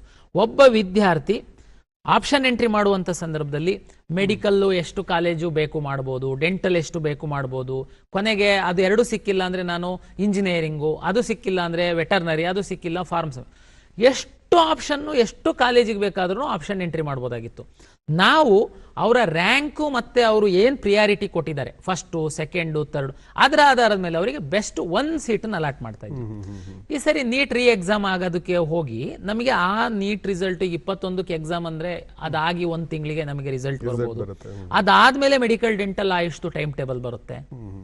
ಈಗ ನಾವು ಸರ್ಕಾರದ ಮಟ್ಟದಲ್ಲಿ ಈಗಾಗಲೇ ಇಂಜಿನಿಯರಿಂಗ್ ಉಳಿದಂಥ ಕೋರ್ಸ್ಗಳದ್ದು ಕೌನ್ಸಿಲಿಂಗ್ ಶುರು ಮಾಡೋದಕ್ಕೆ ನಾವು ಸಿದ್ಧರಾಗಿದ್ದೀವಿ. ಹಾಗಾಗಿ ಈ ಮೊದಲ ಬಾರಿಗೆ ನೀಟ್ ರ್ಯಾಂಕ್ ಆಧರಿಸಿ ಹಂಚಿಕೆ ಮಾಡುವಂಥದ್ದನ್ನ ಪ್ರತ್ಯೇಕವಾಗಿ, CET ರ್ಯಾಂಕು ಪ್ರತ್ಯೇಕವಾಗಿ ಮಾಡಬೇಕು ಅಂತ ತೀರ್ಮಾನ ಮಾಡಿದ್ದಾರೆ. ನಾನು ಪೋಷಕರು ವಿದ್ಯಾರ್ಥಿಗಳಿಗೆ ವಿನಂತಿ, ಪ್ರತ್ಯೇಕ ಅಂತಿದ್ದಂಗೆನೆ ನಾನು ಮೊದಲು ಬೇರೆ ರಾಜ್ಯದ ಉದಾಹರಣೆ ಕೊಟ್ಟಾಗ ಅನ್ಯಾಯ ಆಗ್ಬಿಡುತ್ತೆ ನಮಗೆ ಅಂತ ಭಾವಿಸಕ್ಕೆ ಹೋಗ್ಬೇಡಿ. ನಾವು ಪ್ರತ್ಯೇಕ ಮಾಡ್ತು ಅಂತಂದ್ರೂ ಸಹ ನಾವು ಅದೆರಡನ್ನು ಕ್ಲಬ್ ಮಾಡ್ತೀನಿ ಮುಂದಿನ ದಿನಗಳಲ್ಲಿ. ಉದಾಹರಣೆಗೆ ಹೇಗೆ ಅಂದರೆ, ಹಿಂದೆ ಸಹ ನಮ್ಮ ವಿದ್ಯಾರ್ಥಿಗಳು ಫಸ್ಟ್ ರೌಂಡಲ್ಲಿ ಸೀಟ್ ಅಲಾಟ್ಮೆಂಟ್ ಮಾಡಿದಾಗ ಅಡ್ಮಿಷನ್ ಆಗೋದು ಕಂಪಲ್ಸರಿ ಇರಲಿಲ್ಲ. ಅವರು ಸೆಕೆಂಡ್ ರೌಂಡಿಗೆ ಆ ಸೀಟನ್ನು ಹೋಲ್ಡ್ ಮಾಡಿ ಬರುವಂಥದ್ದಕ್ಕೆ ಅವಕಾಶ ಇತ್ತು. ಸೆಕೆಂಡ್ ರೌಂಡಲ್ಲಿ ಮೆಡಿಕಲ್, ಡೆಂಟಲ್ ಕಂಪಲ್ಸರಿ ಅಡ್ಮಿಷನ್ ಇತ್ತು. ಇಂಜಿನಿಯರಿಂಗ್ ಮತ್ತೆ ಥರ್ಡ್ ರೌಂಡಿಗೆ ಸಹ ಹೋಲ್ಡ್ ಮಾಡಿ ಬರ್ಬೋದಾಗಿತ್ತು. ಒಂದು ರೌಂಡ್ ಕೌನ್ಸಿಲಿಂಗ್ ಮಾಡೋದಕ್ಕೆ ಮಿನಿಮಮ್ 30 to 35 ಡೇಸ್ ನನಗೆ ಬೇಕಾಗುತ್ತೆ. ಉದಾಹರಣೆಗೆ ನಾನು ಮೆಡಿಕಲ್, ಡೆಂಟಲ್, ಆಯುಷನ್ ಬಿಟ್ಟು ನಾನು ಸೋಮವಾರ ನಾನು ಆಪ್ಷನ್ ಎಂಟ್ರಿ ಶುರು ಮಾಡಿದೆ ಅಂತಂದ್ರೂ ಇಮ್ಯಾಜಿನ್ ಮಾಡಿ ನೀವು, ನಮ್ದು 1 ರೌಂಡ್ ಮುಗಿದು ಅಡ್ಮಿಷನ್ ಆಗುವಂಥದ್ದಕ್ಕೇನೆ 1.5 ತಿಂಗಳಾಗುತ್ತೆ. ಮೆಡಿಕಲ್ಲಿಗೆ ಹೋಗುವಂತಹ ಒಬ್ಬ ವಿದ್ಯಾರ್ಥಿ ನಮ್ಮಲ್ಲಿ ಒಂದು ಪ್ರತಿಷ್ಠಿತ ಕಾಲೇಜಲ್ಲಿ ಇಂಜಿನಿಯರಿಂಗ್ ಸೀಟ್ ತಗೊಂಡಿದ್ದಾನೆ. ನಾನು ಅವನಿಗೆ ವಿನಂತಿ ಮಾಡುವಂಥದ್ದು, ನೀನು ನಮ್ಮಲ್ಲಿ ಸಿಕ್ಕಿದೆ ಅಂತಿದ್ದಂಗೆನೆ ಹೋಗಿ ಅಡ್ಮಿಷನ್ ಆಗಬೇಡ. ಯಾಕೆಂದ್ರೆ ನೀನು ಹೋಲ್ಡ್ ಮಾಡಿ ನೆಕ್ಸ್ಟ್ ರೌಂಡಿಗೆ ಬರೋದಕ್ಕೆ ಅವಕಾಶ ಇದೆ. ಯಾಕೆಂದ್ರೆ ಎಷ್ಟೇ ಡಿಲೇ ಆಯಿತು ಅಂತಂದ್ರೂ ಸೆಕೆಂಡ್ ರೌಂಡಲ್ಲಂತೂ 100ಕ್ಕೆ 100ರಷ್ಟು ನಾವು ನೀಟ್ ರಿಸಲ್ಟ್ ಬಂದು ಕೌನ್ಸಿಲಿಂಗ್ ಶುರು ಮಾಡ್ತೀವಿ. ಓಕೆ. ಈಗ ಉದಾಹರಣೆಗೆ ಒಂದು ಪ್ರತಿಷ್ಠಿತ ಕಾಲೇಜಲ್ಲಿ ಇಂಜಿನಿಯರಿಂಗು, ಪ್ರತಿಷ್ಠಿತ ಕಾಲೇಜಲ್ಲಿ ವೆಟರ್ನರಿ ಸೈನ್ಸ್ ತಗೊಂಡಿದ್ದಾನೆ. ಆ ಪ್ರತಿಷ್ಠಿತ ಕಾಲೇಜಲ್ಲಿ ಇಂಜಿನಿಯರಿಂಗ್ ವೆಟರ್ನರಿ ತಗೊಂಡಿರೋನು ಮೆಡಿಕಲಲ್ಲಿ ಸಹ ಅವನು ಒಳ್ಳೆ ರ್ಯಾಂಕೇನೆ ತಗೊಂತಾನೆ ಅಂತ ಅನ್ಕೊಂಡ್ರೆ ನೀನು ಆ ಸೀಟ್ ತಗೊಂತಿದ್ದಂಗೆ ಅದನ್ನು ಹೋಲ್ಡ್ ಮಾಡು, ಸೆಕೆಂಡ್ ರೌಂಡಿಗೆ ಬಾ. ಸೆಕೆಂಡ್ ರೌಂಡಲ್ಲಿ ನಾವು ಮೆಡಿಕಲ್ ಕೌನ್ಸಿಲಿಂಗ್ ಶುರು ಮಾಡಿದಾಗ ನೀನು ಮೆಡಿಕಲ್ ಆಪ್ಷನ್ ಎಂಟ್ರಿ ಮಾಡ್ತೀಯಾ. ಅವಾಗ ಆಟೋಮೆಟಿಕ್ ಆಗಿ ನಮ್ದು ನಿಯಮ ಏನು ಹೇಳುತ್ತೆ, ನಿನಗೆ ಮೇಲಿಂದು ಯಾವ್ದಾದ್ರು ಸೀಟ್ ಸಿಕ್ತು ಅಂದ್ರೆ ಇಟ್ಕೊಂಡಿರೋ ಸೀಟು ನಿನ್ನಿಂದ ಹೋಗಿ ಬೇರೆಯವ್ರಿಗೆ ಅಲಾಟ್ ಆಗುತ್ತೆ. ಮೆಡಿಕಲ್ ಕೌನ್ಸಿಲಿಂಗ್ ಶುರು ಮಾಡಿದಾಗ ನಿನಗೆ ಮೆಡಿಕಲ್ ಸೀಟ್ ಸಿಕ್ತು ಅಂದ್ರೆ ನೀನು ಈಗ ಫಸ್ಟ್ ರೌಂಡಲ್ಲಿ ತಗೊಂಡಿರುವಂತಹ ಸೀಟು ನೀನು ಬಿಟ್ಕೊಡ್ತೀಯ. ಅವಾಗ ಕೆಳಗಡೆ ನಿನ್ಕಿಂತ ಜಸ್ಟ್ ಮೆರಿಟೋರಿಯಸ್ ಸ್ಟೂಡೆಂಟ್ಸಿಗೆ ಆ ಸೀಟ್ ಸಿಗುತ್ತೆ. ಸರ್ ಇಲ್ಲಿ ಇದು ರ್ಯಾಂಕಿಂಗ್ ಇಲ್ಲಿ ವ್ಯತ್ಯಾಸ ಆಗಲ್ವಾ, ಬೇರೆ ಇದಾಗಲ್ವಾ, ರ್ಯಾಂಕಿಂಗ್ ಒಂದು ಜಸ್ಟಿಫೈ ಆಗುತ್ತಾ ಇಲ್ಲಿ ಅಂತ ಹೇಗೆ ಅಂತ? ಹೌದು, ಈಗ ಇದೇ ಜಸ್ಟಿಫೈ ಆಗುವಂತ ಹೇಳ್ತಿರುವಂತದ್ದು. ಹೇಗೆ ಅಂತಂದ್ರೆ ಈಗ ಒಂದು ಮಗುಗೆ ನೀಟ್ ರ್ಯಾಂಕ್ ಒಂದಿದೆ, ಇಂಜಿನಿಯರಿಂಗ್ ರ್ಯಾಂಕು ಒಂದಿದೆ. ಎನಿವೇ ನಾವು ಹಿಂದೆ ಆದ್ರೂ ನೀಟ್ ರ್ಯಾಂಕ್ ಆಧರಿಸಿನೇ ಈ ಕೋರ್ಸಿಗೆ ಅಲಾಟ್ ಮಾಡ್ತಾ ಇದ್ವಿ. ಉಳಿದಿದ್ದು ನಮ್ದು KET, KCET ಯಲ್ಲಿ ಸಹ ನಾವು ಯಾವ ರೀತಿ ಕೊಡ್ತಾ ಇದೀವಿ ಅಂದ್ರೆ ಇಂಜಿನಿಯರಿಂಗಿಗೆ ಒಂದು ಬೇರೆ ರ್ಯಾಂಕು, ಅಗ್ರಿಕಲ್ಚರಿಗೆ ಬೇರೆ ರ್ಯಾಂಕು, ವೆಟರ್ನರಿಗೆ ಬೇರೆ ರ್ಯಾಂಕು. ಸೀಟ್ ಅಲಾಟ್ ಮಾಡುವಂತಹ ಸಂದರ್ಭದಲ್ಲಿ ಸಹ ನೀಟ್ ರ್ಯಾಂಕ್ ಆಧರಿಸಿ ಮೆಡಿಕಲ್, ಡೆಂಟಲ್, ಆಯುಷ್, ಇನ್ನು ಉಳಿದಂತೆ ಇಂಜಿನಿಯರಿಂಗ್ ಅಂದ್ರೆ engineering rank, farm science, agri, forestry, sericulture ಎಲ್ಲ, ಫಿಶರೀಸ್ ಅಂತಂದ್ರೆ ಫಾರ್ಮ್ ಸೈನ್ಸ್ ರ್ಯಾಂಕು, ವೆಟರ್ನರಿಗೆ ವೆಟರ್ನರಿ ಸೈನ್ಸ್ ರ್ಯಾಂಕು, ಈ ರೀತಿ ಅಲಾಟ್ ಮಾಡ್ತಾ ಇದ್ದೀವಿ. ವ್ಯತ್ಯಾಸ ಯಾವುದೂ ಆಗಲ್ಲ. ನಾವು ಸಿಂಪಲ್ ಆಗಿ ಹೇಳೋದಂತಂದ್ರೆ ಈ ಬಾರಿ ನಾವು ನೀಟು ಡಿಲೇ ಆಗಿರೋದ್ರಿಂದ KCET ಕೌನ್ಸಿಲಿಂಗ್ ನಾವೀಗ ತಕ್ಷಣ ಶುರು ಮಾಡ್ತಾ ಇದೀವಿ ಅಂದ ಮಾತ್ರಕ್ಕೆ ಮೆಡಿಕಲ್ ಎಕ್ಸಾಮ್, ನೀಟ್ ಎಕ್ಸಾಮ್ ಬರೀತಿರೋ ವಿದ್ಯಾರ್ಥಿಗಳು, ಪೋಷಕರು ಆತಂಕಕ್ಕೆ ಒಳಪಡುವಂತಹ ಅಗತ್ಯ ಇಲ್ಲ. ತಮಗೆ ಸಹ ನಿಮ್ಮ ಮಕ್ಕಳು 21 ತನಕ, ನಾನು ಉದಾಹರಣೆಗೆ ನಾಳೆ ಆಪ್ಷನ್ ಎಂಟ್ರಿ ಓಪನ್ ಮಾಡಿದ್ರು ಸಹ ನೀಟ್ ಪರೀಕ್ಷೆ ಬರಿತಾ ಇರುವಂತಹ ವಿದ್ಯಾರ್ಥಿಗಳಿಗೆ ನಾನು ಅಲೋ ಮಾಡಲ್ಲ. ದಯಮಾಡಿ ನೀವು ಸಹ ಬರಕ್ ಹೋಗ್ಬೇಡಿ ಆಪ್ಷನ್ ಎಂಟ್ರಿ ಮಾಡೋದಕ್ಕೆ. ದಯಮಾಡಿ 21ನೇ ತಾರೀಕು ಎಕ್ಸಾಮಿಗೆ ಸಿದ್ಧತೆಯನ್ನ ನಡೆಸಿ. ನಿಮಗೆ 21 ಆದ್ಮೇಲೆ ಸಹ ನಿಮಗೆ ಆಪ್ಷನ್ ಎಂಟ್ರಿಗೆ ಲಾಗಿನ್ ಓಪನ್ ಇರುತ್ತೆ, ಎಂಟ್ರಿ ಮಾಡ್ಬೋದು. ಯಾವುದೇ ಕಾರಣಕ್ಕೆ ಆಪ್ಷನ್ ಎಂಟ್ರಿ ಬಿಟ್ಬಿಟ್ಟಿದ್ದಾರೆ, ನಾನು ಎಂಟ್ರಿ ಮಾಡ್ಬಿಡೋಣ, ಮುಗ್ದೋಗ್ಬಿಡುತ್ತೆ, ನೋ, ಟೆನ್ಷನ್ ಮಾಡ್ಕೊಳಕ್ ಹೋಗ್ಬೇಡಿ. ನೀಟು ಇದೆಲ್ಲದಕ್ಕಿಂತನೂ ಪರೀಕ್ಷೆ ಇಂಪಾರ್ಟೆಂಟ್ ಇದೆ, ಅದು ಮರು ಪರೀಕ್ಷೆ ಆಗ್ತಾ ಇದೆ. ದಯಮಾಡಿ ನೀಟ್ ವಿದ್ಯಾರ್ಥಿಗಳು ನಮ್ಮ KCET ಕಡೆ ತಿರುಗಿ ನೋಡೋದಕ್ಕೆ ಹೋಗ್ಬೇಡಿ, ಆಪ್ಷನ್ ಎಂಟ್ರಿ ಕಡೆ ನೋಡೋದಕ್ಕೆ ಹೋಗ್ಬೇಡಿ. 21ನೇ ತಾರೀಕು ಪರೀಕ್ಷೆಗೆ ಮಾತ್ರ ಫೋಕಸ್ ಮಾಡಿ. 22ನೇ ತಾರೀಕಿಂದ ತಾವು ಆಪ್ಷನ್ ಎಂಟ್ರಿ ಮಾಡುವ. ಬಹಳ ಕ್ಲಿಯರ್ ಆಗಿದೆ ಸರ್, ಬಹಳ ಸ್ಪಷ್ಟವಾಗಿ ಹೇಳಿದ್ದಾರೆ ಎಲ್ಲ ವಿದ್ಯಾರ್ಥಿಗಳಿಗೂ. ತುಂಬಾ ಜನ ನಿಮ್ ಜೊತೆ ಮಾತಾಡಬೇಕು ಅಂತ ತುಂಬಾ ಸಂದೇಹಗಳಿದ್ದಾವೆ, ಪ್ರಶ್ನೆಗಳಿದ್ದಾವೆ. ಈಗ ಕುಂದಾಪುರಿಂದ ಪ್ರಸಾದ್ ಅವರು ಕರೆ ಮಾಡಿದ್ದಾರೆ. ಹಲೋ, ನಮಸ್ತೆ ಪ್ರಸಾದ್, ನಿಮ್ ಪ್ರಶ್ನೆ ಕೇಳಿ. ಸರ್, ಪ್ರತಿ ವರ್ಷ ಫಸ್ಟ್ ರೌಂಡ್ ಗಿಂತ ಈ ವರ್ಷ ಪ್ರೀ ರೌಂಡ್ ಅಲ್ಲಿ ಏನ್ ಡಿಫರೆನ್ಸ್ ಸರ್?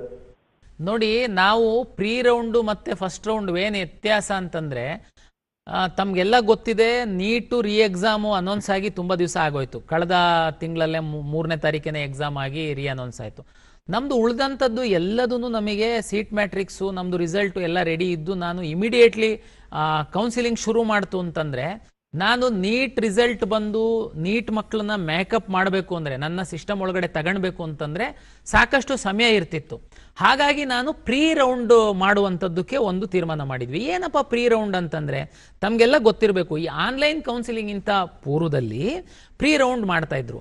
ಸಿಂಪಲ್ ನಾನು ಹೇಳುವಂಥದ್ದು ತಮಗೆ ಅರ್ಥ ಆಗುವಂತೆ ಅಂದ್ರೆ, ಉದಾಹರಣೆಗೆ ನಿಮ್ಮ ಚಾಯ್ಸು ನೀಟ್ ಹೊರತುಪಡಿಸಿರುವಂಥ ವಿದ್ಯಾರ್ಥಿಗಳದು ಟಾಪ್ ಕಾಲೇಜಲ್ಲಿ ಒಂದು ಇಂಜಿನಿಯರಿಂಗ್ ಕಂಪ್ಯೂಟರ್ ಸೈನ್ಸ್ ಮಾಡಬೇಕು, ಇಲ್ಲ ವೆಟರ್ನರಿ ಕಾಲೇಜು ಬೆಂಗಳೂರಲ್ಲಿ ನಾನು ವೆಟರ್ನರಿ ಮಾಡಬೇಕು. ನೀವು ನನ್ನ ಆಪ್ಷನ್ ಎಂಟ್ರಿ ಓಪನ್ ಮಾಡಿದರೆ ನೀವು ಫಸ್ಟ್ ಆಪ್ಷನ್ನೇ ಬೆಂಗಳೂರು ವೆಟರ್ನರಿ ಕಾಲೇಜ್ ಹಾಕಿದ್ದೀರಾ, ಫಸ್ಟ್ ಆಪ್ಷನ್ನೇ ನೀವು ಯಾವುದೋ ಟಾಪ್ ಇಂಜಿನಿಯರಿಂಗ್ ಕಾಲೇಜ್ ಹಾಕಿದ್ದೀರಾ. ಓಕೆ, ನಾಳೆ ನಾನು ರಿಸಲ್ಟನ್ನು ಪಬ್ಲಿಷ್ ಮಾಡ್ತೀನಿ, ನಿಮಗೆ ಅದೇನೇ ಸಿಕ್ಕಿದೆ, ನಿಮ್ಮನ್ನ ನನ್ನ ಸಿಸ್ಟಮಿಂದ ನಿಮ್ಮನ್ನು ಹೊರಗಡೆ ಕಳಿಸ್ಬೇಕು ನಾನು. ಅದಕ್ಕೋಸ್ಕರ ಪ್ರೀ ರೌಂಡು ಏನು ಅಂದರೆ, 100% ನನಗೆ ಈ ರೌಂಡಲ್ಲಿ ಸಿಕ್ಕಿರುವಂಥ ಸೀಟು ಇಷ್ಟ ಇದೆ, ನಾನು ಕಾಲೇಜಿಗೆ ಹೋಗಿ ಅಡ್ಮಿಷನ್ ಆಗ್ತೀನಿ ಅನ್ನುವಂಥದ್ದು. ಇಂಥ ವಿದ್ಯಾರ್ಥಿಗಳು ನನ್ನ ಒಂದು ಇಂದಿನ ಒಂದು ಅನುಭವದಲ್ಲಿ ನಮ್ಮ ಡಾಟಾ ಪ್ರಕಾರ 15ರಿಂದ 20% ವಿದ್ಯಾರ್ಥಿಗಳಿರ್ತಾರೆ. ನಿಮ್ಗಳನ್ನ ನಮ್ಮ ಸಿಸ್ಟಮಿಂದ ಹೊರಗಡೆ ಕಳಿಸ್ಬೇಕು, ನಾನು ಕಾಲೇಜಿಗೆ ಕಳಿಸ್ಬೇಕು. ಅದಕ್ಕೋಸ್ಕರ ಪ್ರೀ ರೌಂಡ್ ಮಾಡುವಂಥದ್ದಕ್ಕೆ ನಾವು ಪ್ಲಾನ್ ಮಾಡಿದ್ವಿ. ಏನಂತಂದ್ರೆ, ಈಗ ನಾನು ಹೇಳಿದ್ನಲ್ಲ, ಟಾಪ್ ವೆಟರ್ನರಿ ಸಿಕ್ಕಿದೆ, ನೀವು ದುಡ್ಡು ಕಟ್ರಿ ಕಾಲೇಜಿಗೆ ಹೋಗಿ ಅಡ್ಮಿಷನ್ ಆಗ್ರಿ, ನಮ್ಮ ಸಿಸ್ಟಮಿಂದ ಮುಗ್ದು ಹೋದ್ರಿ ನೀವು ಹೊರಗಡೆ. ಸರ್ ಮತ್ತೆ ಉಳಿದವರಿಗೆ ನಾನು ಮುಂದೆ ಪ್ರಶ್ನೆ ಕೇಳೋರಿಗೆ ಈಗಲೇ ಕ್ಲಾರಿಫೈ ಮಾಡಿದ್ದಾರೆ. ಸರ್ ಈಗ ಫಸ್ಟ್ ಪ್ರೀ ರೌಂಡಲ್ಲಿ ನನಗೆ ಸೀಟ್ ಸಿಕ್ಕಿದೆ, ಅದನ್ನ ನಾನು ಹೋಲ್ಡ್ ಮಾಡ್ಕೊಂಡು ಫಸ್ಟ್ ರೌಂಡಿಗೆ ಬರ್ಬೋದಾ? ಇಲ್ಲ ಸರ್, ಇದು ಅನ್ನೇ ಅಲ್ವಾ, ಹೆಂಗೆ ಸರ್ ಹೋಲ್ಡ್ ಮಾಡ್ಕೊಂಡು ಬರೋ, ನಮಗೆ ಸಿಕ್ಕಿರೋದು ಏನು ಗ್ಯಾರಂಟಿ ಸರ್? ನೋಡಿ ದಯಮಾಡಿ ಅರ್ಥ ಮಾಡ್ಕೊಳ್ಳಿ, ಈ ರೌಂಡಲ್ಲಿ ನಾವು ಮೆಡಿಕಲ್ಲು, ಡೆಂಟಲ್ಲು, ಆಯುಷ್ ಕರ್ನಾಟಕದಲ್ಲೇನೆ 10,500 11,000 ಸೀಟ್ ಇದೆ. ಶೇಕಡ 4,500 ಗೌರ್ಮೆಂಟ್ ಸೀಟ್ಗಳೇನೆ ನಮಗೆ ಸಿಗುತ್ತೆ.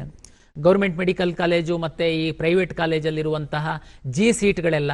ಇಷ್ಟು ವಿದ್ಯಾರ್ಥಿಗಳು ಸಹ ಈಗ ನಮಗೆ ಭಾಗವಹಿಸಿರ್ತಾರೆ. ಅಂದರೆ ನೆಕ್ಸ್ಟ್ ರೌಂಡಿಗೆ ಅವರೆಲ್ಲ ಹೊರಗಡೆ ಹೋಗ್ತಾರೆ ಅಂತಂದರೆ ನಿಮಗೆ ಇನ್ನೂ ಉತ್ತಮವಾದಂತಹ ಸೀಟೇ ಸಿಗುತ್ತೆ. ಹಾಗಾಗಿ ನೀವು ಹೋಲ್ಡ್ ಮಾಡುವಂಥ ಅಗತ್ಯ ಇಲ್ಲ. ಪ್ರೀ ರೌಂಡಲ್ಲಿ ನನಗೆ ಸಿಕ್ಕಿರುವಂಥ ಸೀಟು ಶೇಕಡ 100ರಷ್ಟು ನನಗೆ ತೃಪ್ತಿ ಆಗಿದೆ, ನಾನು ಹೋಗಿ ಕಾಲೇಜಿಗೆ ಅಡ್ಮಿಷನ್ ಆಗ್ತೀನಿ ಅನ್ನುವಂಥವ್ರಿಗೆ 2-3 ಡೇಸ್ ನಾನು ಆಪ್ಷನ್ ಕೊಡ್ತೀನಿ, ಫೀಸ್ ಕಟ್ಟಿ ಹೋಗಿ ಅಡ್ಮಿಷನ್ ಆಗಿ. ಇನ್ನು ಉಳಿದಂಥವ್ರು ದಯಮಾಡಿ ನೀವೇನೂ ಮಾಡುವಾಗತ್ತೇ ಇಲ್ಲ, ನಮ್ಮ ಕೌನ್ಸಿಲಿಂಗ್ ಸಿಸ್ಟಮ್ ಒಳಗಡೆ ಇರ್ತೀರಾ, ತಾವು ಫಸ್ಟ್ ರೌಂಡಿಗೆ ಬರ್ತೀರಾ. ಫಸ್ಟ್ ರೌಂಡಲ್ಲಿ ಸರ್ ಫಸ್ಟ್ ರೌಂಡಲ್ಲಿ ಎಲ್ಲಿ ಮೆಡಿಕಲ್ ಬರುತ್ತೆ, ಓಕೆ ತೊಂದರೆ ಇಲ್ಲ, ಸೆಕೆಂಡ್ ರೌಂಡಲ್ಲಂತೂ ಬಂದೇ ಬರುತ್ತೆ. ಫಸ್ಟ್ ರೌಂಡಲ್ಲಿ ಸಹ ನಿಮಗೆ ಒಳ್ಳೇದು ಸಿಕ್ಕಿಲ್ಲ, ನಿಮಗೆ ಕಂಪಲ್ಸರಿ ಅಡ್ಮಿಷನ್ ಏನಿಲ್ಲ, ಫಸ್ಟ್ ರೌಂಡಲ್ಲಂತೂ ನಾವು ಹೋಲ್ಡ್ ಮಾಡೋದಕ್ಕೆ ಹೇಳ್ತೀವಿ. ಮತ್ತು ಈ ಬಾರಿ ನಾವು ಫಸ್ಟ್ ರೌಂಡಲ್ಲೇ ಈ ವಿಶೇಷ ಕೆಟಗರಿಗಳದ್ದು ಡಿಕೆಟಗರೈಸೇಷನ್ ಮಾಡಿ ಮ್ಯಾಕ್ಸಿಮಮ್ ಸೀಟನ್ನು ನಾವು ಅಲ್ಲಿ ಅಲಾಟ್ ಮಾಡ್ತೀವಿ. ಫಸ್ಟ್ ರೌಂಡಲ್ಲಿ ಹೋಲ್ಡ್ ಮಾಡೋಕ್ಕೆ ಹೇಳಿ ಸೆಕೆಂಡ್ ರೌಂಡಿಗೆ ಬರೋದಕ್ಕೆ ಹೇಳ್ತೀವಿ. ಅವಾಗಂತೂ ಮೆಡಿಕಲ್ ಬಂದು ಇವರು ಹೊರಗಡೆ ಹೋಗ್ತಾರೆ, ನಿಮಗೆ ಬೆಸ್ಟ್ ಸೀಟು ಅಪ್ಗ್ರೇಡೇಷನ್ ಆಗುತ್ತೆ. ಆ ಕಾರಣಕ್ಕೋಸ್ಕರ ಪ್ರೀ ರೌಂಡ್ ಅಂತಂದರೆ ಸಿಕ್ಕಿರುವ ಸೀಟು ಶೇಕಡ 100ರಷ್ಟು ನನಗೆ ಇಷ್ಟ ಆಗಿದೆ, ಕಾಲೇಜಿಗೆ ಹೋಗ್ತೀನಿ ಅನ್ನುವಂಥವ್ರಿಗೆ 2-3 ದಿನ ನಾನು ಓಪನ್ ಮಾಡಿಡ್ತೀನಿ ಅಡ್ಮಿಷನ್ ಆಗುವಂಥದ್ದಕ್ಕೆ ಪ್ರೀ ರೌಂಡು. ಫಸ್ಟ್ ರೌಂಡಲ್ಲಾದರೆ ನೀವು ಕಾಲೇಜಿಗೆ ಹೋಗ್ಬೋದು, ಸೀಟ್ ಹೋಲ್ಡ್ ಮಾಡಿ ನೆಕ್ಸ್ಟ್ ರೌಂಡಿಗೆ ಬರ್ಬೋದು. ನನಗೆ ಇಷ್ಟ ಇಲ್ಲ ಅಂತಂದರೆ ಚಾಯ್ಸ್ 3 ಹಾಕಿ ಆ ಕಾಲೇಜ್ ಡಿಲೀಟ್ ಆಗಿ ನಮ್ಮ ಸಿಸ್ಟಮಲ್ಲಿ ಇರ್ಬೋದು. ಚಾಯ್ಸ್ 4 ಹಾಕಿ ನನಗೆ ಕೌನ್ಸಿಲಿಂಗೇ ಬೇಡ, ನಾನು ಮ್ಯಾನೇಜ್ಮೆಂಟಲ್ಲಿ ಅಡ್ಮಿಷನ್ ಆಗಿದ್ದೀನಿ ಅಂತ ಹೊರಗಡೆ ಹೋಗ್ಬೋದು. ಇದೇ 2 ವ್ಯತ್ಯಾಸ ಪ್ರೀ ಆ್ಯಂಡ್ ಫಸ್ಟ್ ರೌಂಡಿಗೆ. ಎಸ್ ಸರ್, ಈಗ ಮತ್ತೊಂದು ಕರೆ ಇದೆ, ಮೈಸೂರಿಂದ ಉಷಾ ಕರೆ ಮಾಡಿದ್ದಾರೆ. ನಮಸ್ತೆ ಉಷಾ ಅವರೇ, ನಿಮ್ಮ ಪ್ರಶ್ನೆ ಕೇಳಿ. ಸರ್ ನಮಸ್ತೆ. ಅದೇ ನಮ್ಮ ಮೊಮ್ಮಗಳು ಇಂಜಿನಿಯರಿಂಗ್ ಕಾಲೇಜು ಕೌನ್ಸಿಲಿಂಗ್ ಹೋಗ್ತಾಳೆ, ಆದರೆ ಮೆಡಿಕಲ್ಗೆ ಫಸ್ಟ್ ನಮಗೆ ಪ್ರಿಫರೆನ್ಸ್ ಇರೋದು.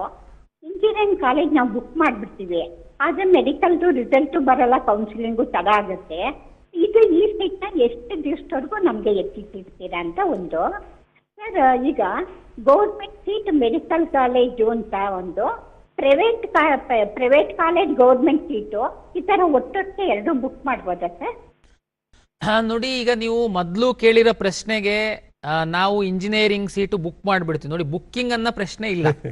ನೀವು KE ಮುಖಾಂತರ ಕೌನ್ಸಿಲಿಂಗಲ್ಲಿ ನಿಮ್ಮ ಮಗು ಇಂಜಿನಿಯರಿಂಗ್ ರ್ಯಾಂಕ್ ಚೆನ್ನಾಗಿತ್ತು ಅಂತಂದರೆ ಎಲ್ಲ ಇವತ್ತು ಯಾರು ನೋಡ್ತಾ ಇದ್ದೀರಾ ಎಲ್ಲರಿಗೆ ನಾನು ವಿನಂತಿ ಮಾಡುವಂಥದ್ದು, ದಯಮಾಡಿ ಅರ್ಥ ಮಾಡ್ಕೊಳ್ಳಿ. ಕರ್ನಾಟಕ ಪರೀಕ್ಷಾ ಪ್ರಾಧಿಕಾರದ ಮೂಲಕ ಶೇಕಡ 45ರಷ್ಟು ಇಂಜಿನಿಯರಿಂಗ್ ಸೀಟ್ಗಳನ್ನ ನಾವೇ ಅಲಾಟ್ ಮಾಡ್ತಾ ಇದ್ದೀವಿ.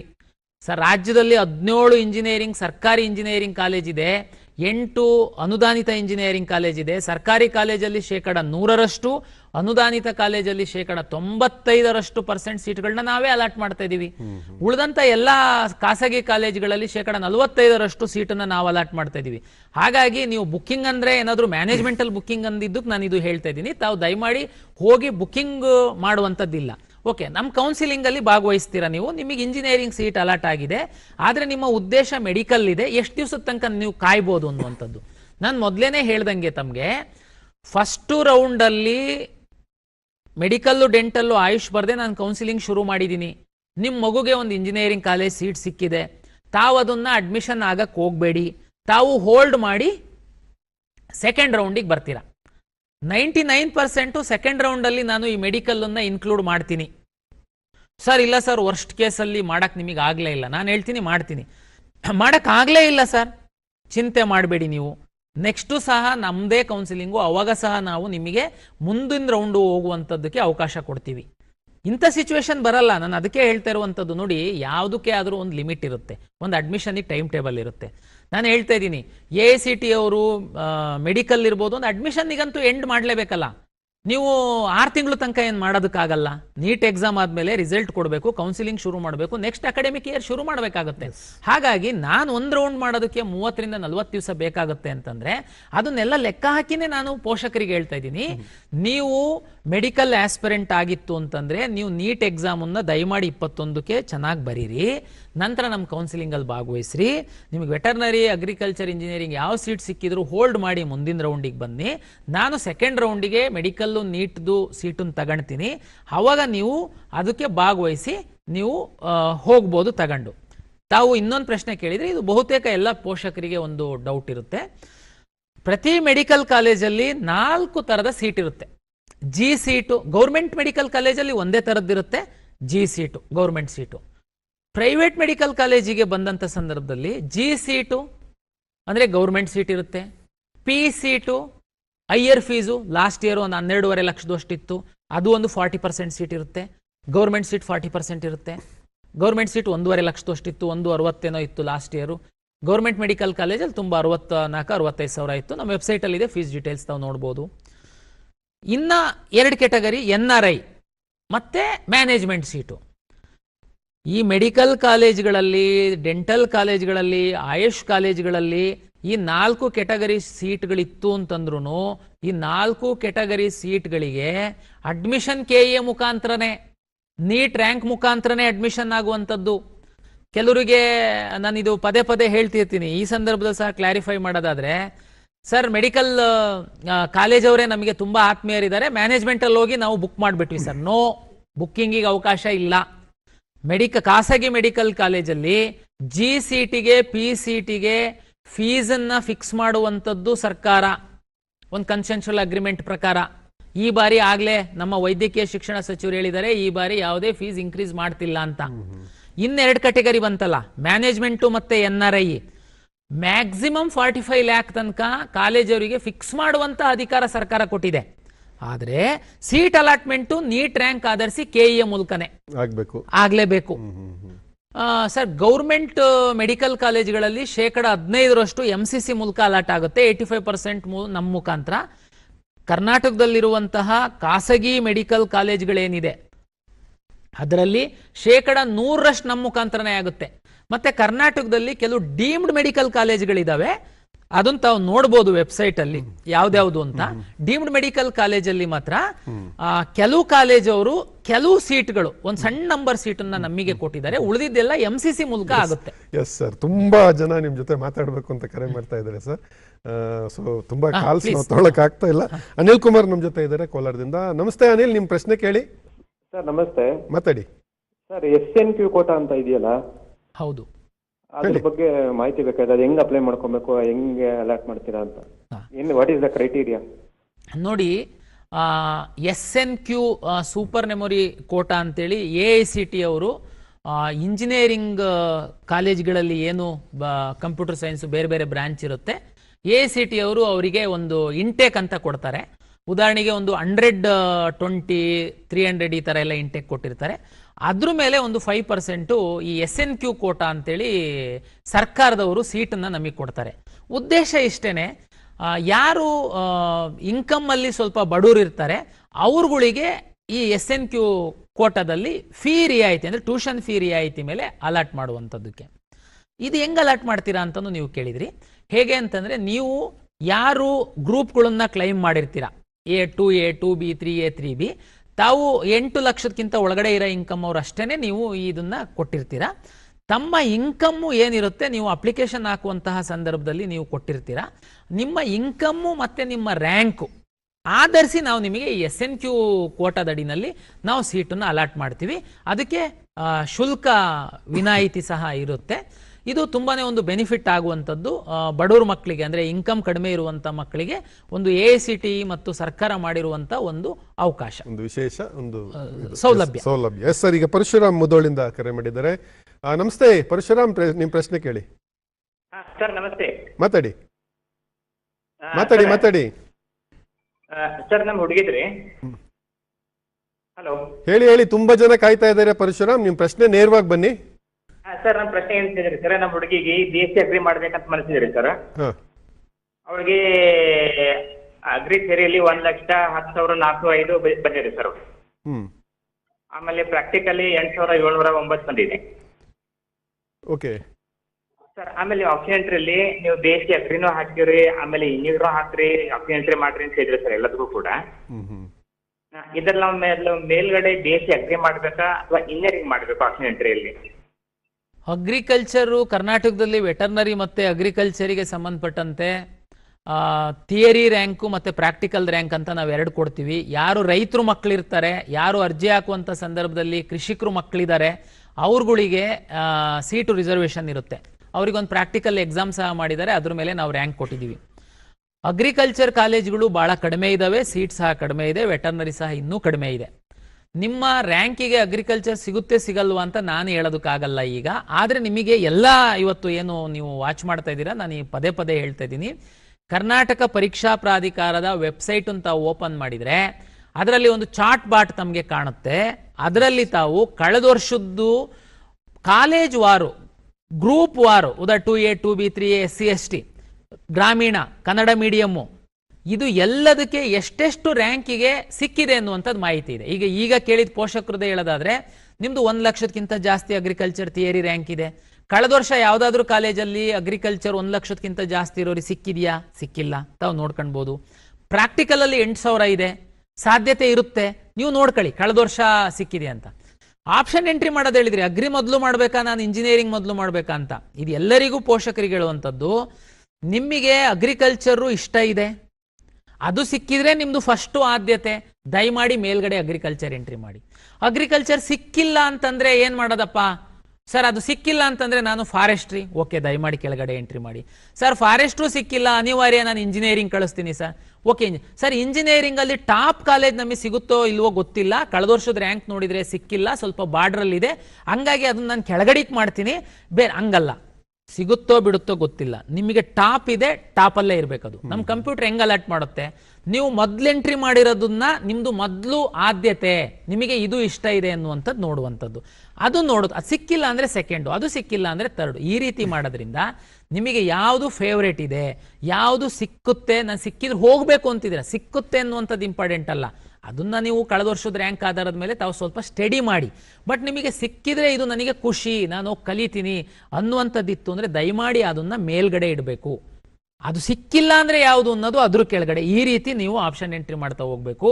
ಆಪ್ಷನ್ ಎಂಟ್ರಿ ಮಾಡೋದಕ್ಕೆ ಯಾವುದು ರಿಸ್ಟ್ರಿಕ್ಷನ್ಸ್ ಇಲ್ಲ. ನೀವು 1,000, 2,000, 3,000 ಬೇಕಾದರೂ ಆಪ್ಷನ್ ಎಂಟ್ರಿ ಮಾಡ್ಬೋದು.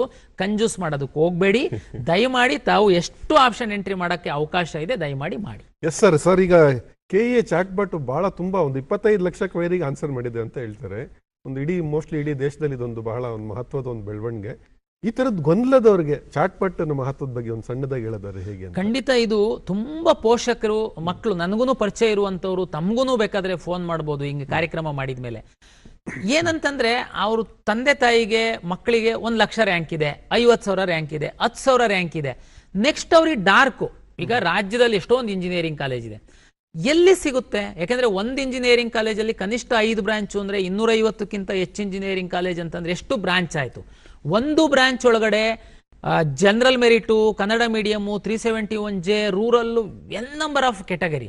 ಇದನ್ನ ನೀವು ವಾಸ್ತವವಾಗಿ ನನಗೋ ನಿಮ್ಮಿಗೋ ಕೇಳಿ, ಇನ್ಯಾರಿಗೋ ನಿಮ್ಮ ಪರಿಚಯದವ್ರಿಗೆ ಕೇಳಿ, ನಿಮ್ಮ ಮಾಸ್ಟ್ರಿಗೆ ಕೇಳಿ ತಿಳ್ಕೊಳಕ್ ಸಾಧ್ಯ ಇಲ್ಲ. ಅದಕ್ಕೆ ಬೆಸ್ಟ್ ಸೊಲ್ಯೂಷನ್ ನಮ್ಮ ಚಾಟ್ ಬಾಟು KEA. ದಯಮಾಡಿ ತುಂಬಾ ಅನುಕೂಲ ಇದೆ. ಮತ್ತೆ ನಿಮ್ದು ಎಲ್ಲರೂ PUC ಆಗಿರೋ ಮಕ್ಕಳು, ಪೇರೆಂಟ್ಸು ಫಾರ್ಮರ್ಸ್ ಇರ್ಬೋದು, ತಮಗೆ ಈ ತಂತ್ರಜ್ಞಾನ ಗೊತ್ತಿಲ್ಲದೆ ಇರ್ಬೋದು, ಬಟ್ PUC ಮಕ್ಕಳಿದ್ದಾರೆ, ಅವ್ರು ಕೌನ್ಸಿಲಿಂಗಿಗೆ ಭಾಗವಹಿಸ್ತಾ ಇರೋದು.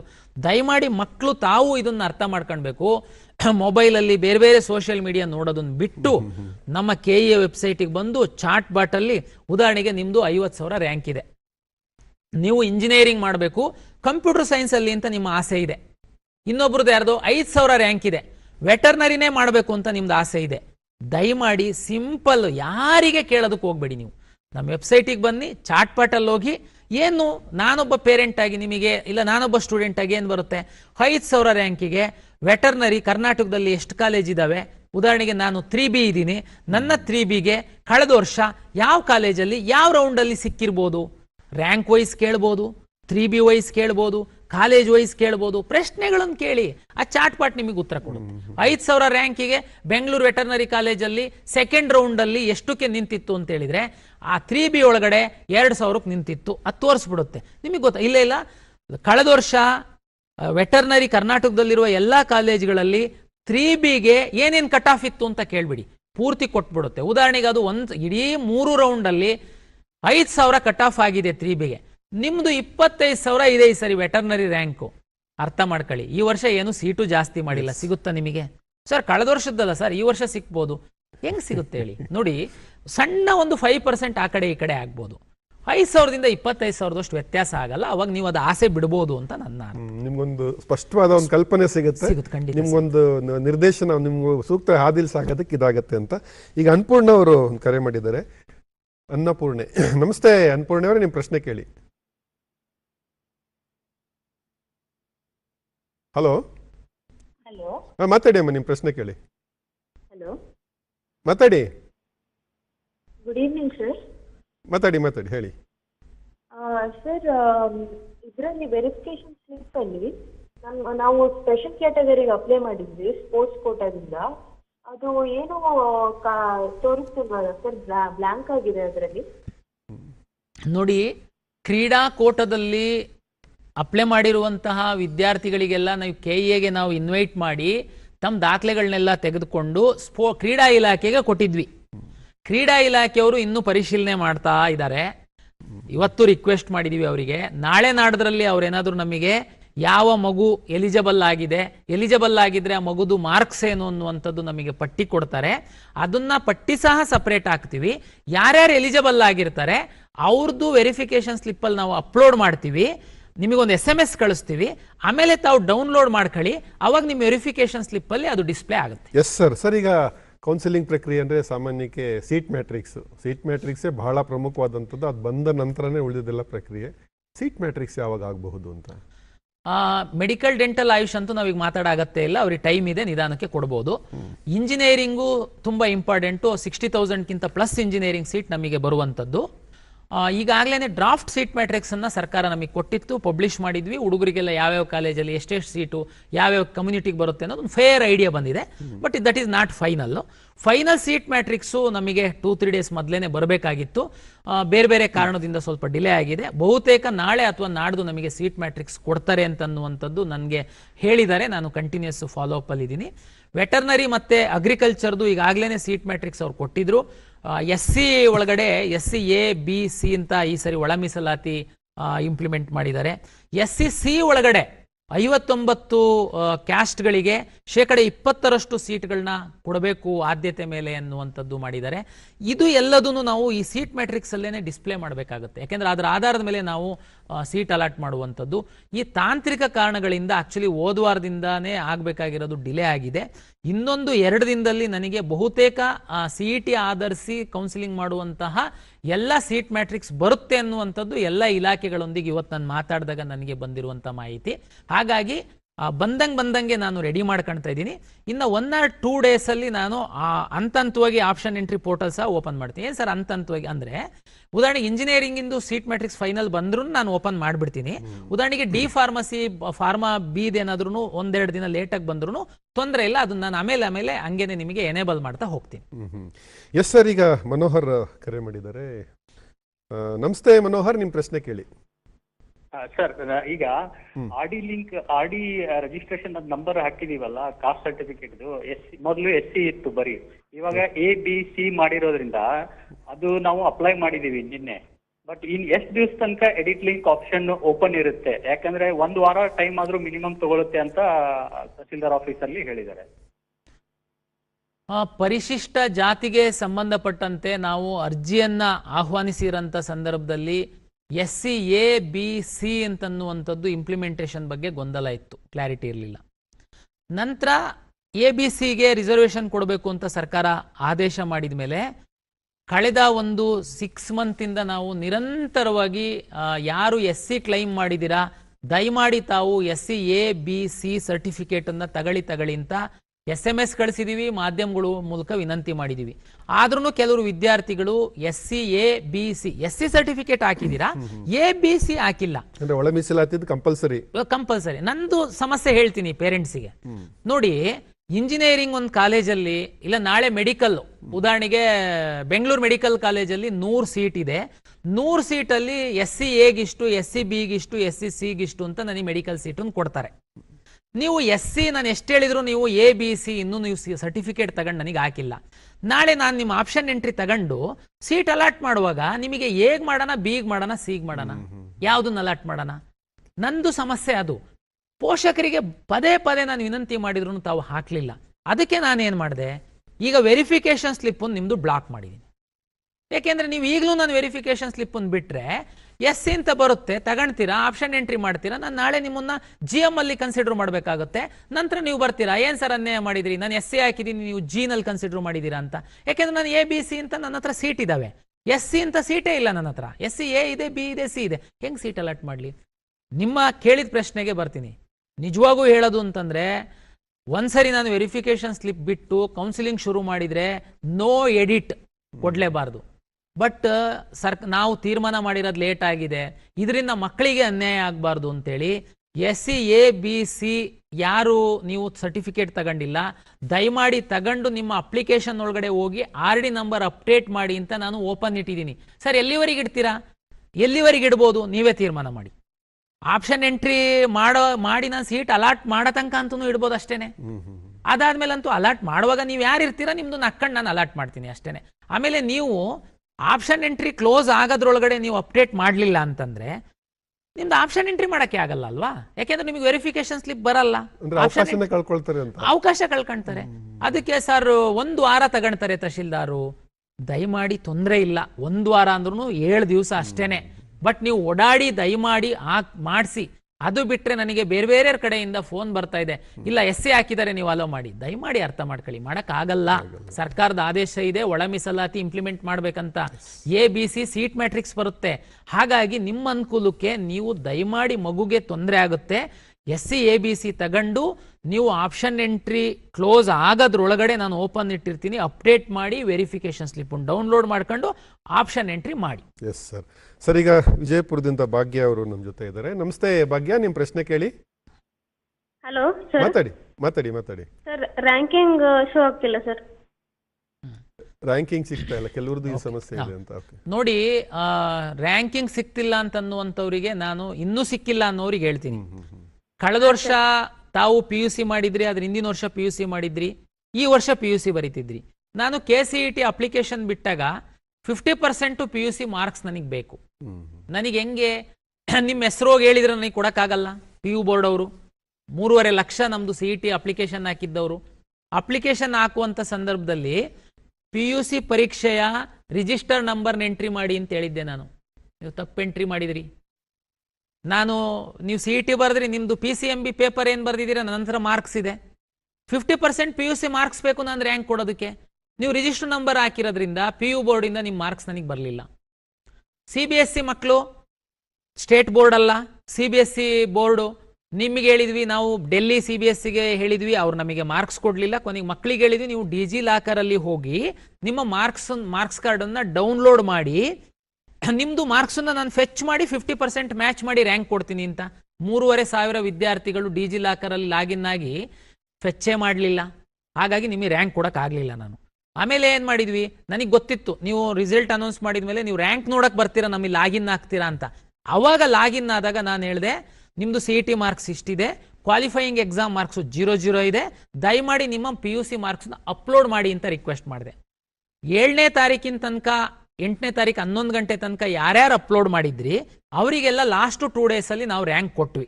8ನೇ ತಾರೀಕಿನ ನಂತರ ಯಾರ್ಯಾರು ಅಪ್ಲೋಡ್ ಮಾಡಿದ್ದೀರಾ, ನಾಳೆ ಬೆಳಿಗ್ಗೆ ಅಷ್ಟೊತ್ತಿಗೆ ನಿಮಗೆ ರ್ಯಾಂಕ್ ಬರುತ್ತೆ. ಇನ್ನೂ ಮಾರ್ಕ್ಸೇ ಅಪ್ಲೋಡ್ ಮಾಡಿಲ್ಲ ಅಂತಂದ್ರೆ ನೀವು KEನಲ್ಲಿ ಹೋಗಿ ನಿಮ್ಮ ರಿಸಲ್ಟ್ ಶೀಟನ್ನು ಓಪನ್ ಮಾಡಿದ್ರೆ ದಯಮಾಡಿ ರೈಟ್ ಸೈಡಲ್ಲಿ ಕ್ವಾಲಿಫೈಯಿಂಗ್ ಎಕ್ಸಾಮಿನೇಷನ್ ಮಾರ್ಕ್ಸ್ 000 ಇದೆ. ದಯಮಾಡಿ ತಾವು ಅಪ್ಲೋಡ್ ಮಾಡಬೇಕು, ಮಾರ್ಕ್ಸ್ ಕಾರ್ಡನ್ನು ಅಪ್ಲೋಡ್ ಮಾಡಬೇಕು. ಅದಾಗಿ 2 ಡೇಸಿಗೆ ನಿಮಗೆ ರ್ಯಾಂಕನ್ನು ಕೊಡ್ತೀವಿ. ಎಷ್ಟು ಇದಕ್ಕೇನು ಕಟ್ ಆಫ್ ಡೇಟ್ ಏನು ಇದೆಯಾ ಸರ್ ಇದಕ್ಕೆ? ಆಕ್ಚುಲಿ ಸೇಮ್ ಇದೂನು ಅವರಿಗೆ ರ್ಯಾಂಕ್ ಕೌನ್ಸಿಲಿಂಗ್ ಭಾಗವಹಿಸಬೇಕು ಅಂತಂದ್ರೆ ರ್ಯಾಂಕ್ ಬರಬೇಕು, ರ್ಯಾಂಕ್ ಬರಬೇಕು ಅಂದ್ರೆ ಅವ್ರದ್ದು PU ಮಾರ್ಕ್ಸ್ ಬರಬೇಕು ನಮಗೆ. ಓಕೆ, ಮತ್ತು ಒಂದು ಕರೆ ಇದೆ. ಹಲೋ ಹಲೋ, ನಮಸ್ತೆ ಸರ್. ನಮಸ್ತೆ. ನಿಮ್ಮ ಪ್ರಶ್ನೆ ಕೇಳಿ ಸಂಗನಗೌಡ. ನಾವು ಸರ್, ನಾನು ಸಂಗನಗೌಡ ಅಂತ ಬಿಜಾಪುರಿಂದ ಮಾತಾಡಿ. ಸರ್, ಇವಾಗ ವೆರಿಫಿಕೇಶನ್ ಸ್ಲಿಪ್ ಅಲ್ಲಿ ಲಾಗಿನ್ ಕ್ರೆಡೆನ್ಷಿಯಲ್ ಕೊಟ್ಟಿದ್ದೀರಲ್ಲ. ಹೇಳಿ ಹೇಳಿ. ಹಲೋ, ಹೇಳಿ ಮಾತಾಡಿ. ಆಪ್ಷನ್ ಎಂಟ್ರಿ ಮಾಡುವಾಗ ಸ್ಟೂಡೆಂಟ್ ಫೇಸ್ ಲಾಗಿನ್ ಕೊಟ್ಟಿದ್ದಾರಲ್ಲ, ಎನಿ ಟೈಮ್ ಸ್ಟೂಡೆಂಟ್ ನಮ್ಮ ಜೊತೆನೇ ಇರ್ಬೇಕಾ, ಪೇರೆಂಟ್ ಜೊತೆ?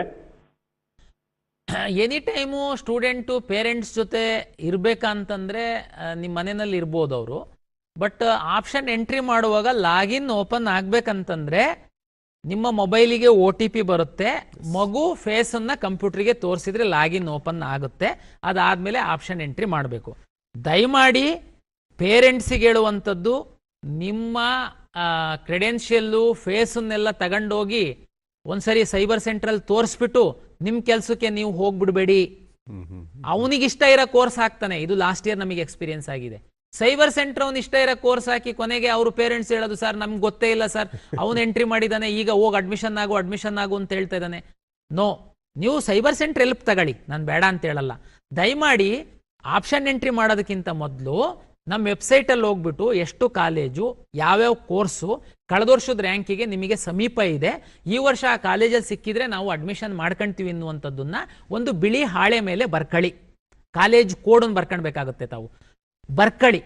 ಅದಾದ್ಮೇಲೆ ಸೈಬರ್ ಸೆಂಟ್ರಿಗೆ ಹೋಗಿ ಓಪನ್ ಮಾಡಿ ಲಾಗಿನ್ನು, ಅವನ ಹತ್ರನೇ ಹೆಲ್ಪ್ ಮಾಡಿಸಿ, ಇಲ್ಲ ನೀವೇನೇ ಮಾಡಿ, ನಿಮ್ಮ ಸಮಕ್ಷಮನೆ ಪೂರ್ತಿ ಎಂಟ್ರಿ ಮಾಡಿ ಸಬ್ಮಿಟ್ ಮಾಡಿ ಒಂದು ಪ್ರಿಂಟ್ಔಟ್ ತಗೊಂಡು ಈ ಕಡೆ ಬನ್ನಿ. ಸಬ್ಜೆಕ್ಟ್ ವಿಷಯ ನಿಮ್ದಾಗಬೇಕು, ಸಬ್ಜೆಕ್ಟ್ ಕೋರ್ಸ್ ಯಾವುದು ಅಂತ. ಹೌದು, ಇಲ್ಲಾಂದ್ರೆ ಲಾಸ್ಟ್ ಇಯರ್ ಹಂಗ್ ಮಾಡಿದ್ದಾರೆ, ಇವ್ರು ಅವ್ರಿಗೆ ಹೇಳಿದ್ರು, ಅವರೇ ಹಾಕ್ಬಿಟ್ರು. ನೀವು ನಾಳೆ ನಿಮಗೆ ಇಷ್ಟ ಇರ್ಲಿಕ್ಕಿಲ್ಲ ಅದು. ಅದಕ್ಕೆ ದಯಮಾಡಿ ಅವ್ರಿಗೆ ನಿಮ್ದೆಲ್ಲ ಅಸ್ತ್ರ ಕೊಡಕ್ ಹೋಗ್ಬೇಡಿ, ತಾವು ಅವ್ರದ್ದು ಹೆಲ್ಪ್ ತಗೊಳ್ಳಿ. ಯಾಕೆಂದ್ರೆ ಎಲ್ಲರ ಮನೆಯಲ್ಲಿ ಕಂಪ್ಯೂಟರ್ ಇಲ್ಲ, ನಾವು ಮೊಬೈಲಲ್ಲಿ ಎಂಟ್ರಿ ಮಾಡೋವಷ್ಟು ಮಾಡಿ, ಬಟ್ ಅಷ್ಟು ಈಸಿ ಇರ್ಲಿಕ್ಕಿಲ್ಲ ಎಲ್ಲರಿಗೂ ಆ ಮೊಬೈಲ್ ಆಪರೇಟ್ ಮಾಡೋದು. ನೀವು ಸೈಬರ್ ಸೆಂಟ್ರಲ್ಲಿ ಹೆಲ್ಪ್ ತಗೊಂಡ್ಬೋದು, ಬಟ್ ನೀವು ಅಲ್ಲಿ ಕುತ್ಕೊಂಡು ಮಾಡಿಸಿ.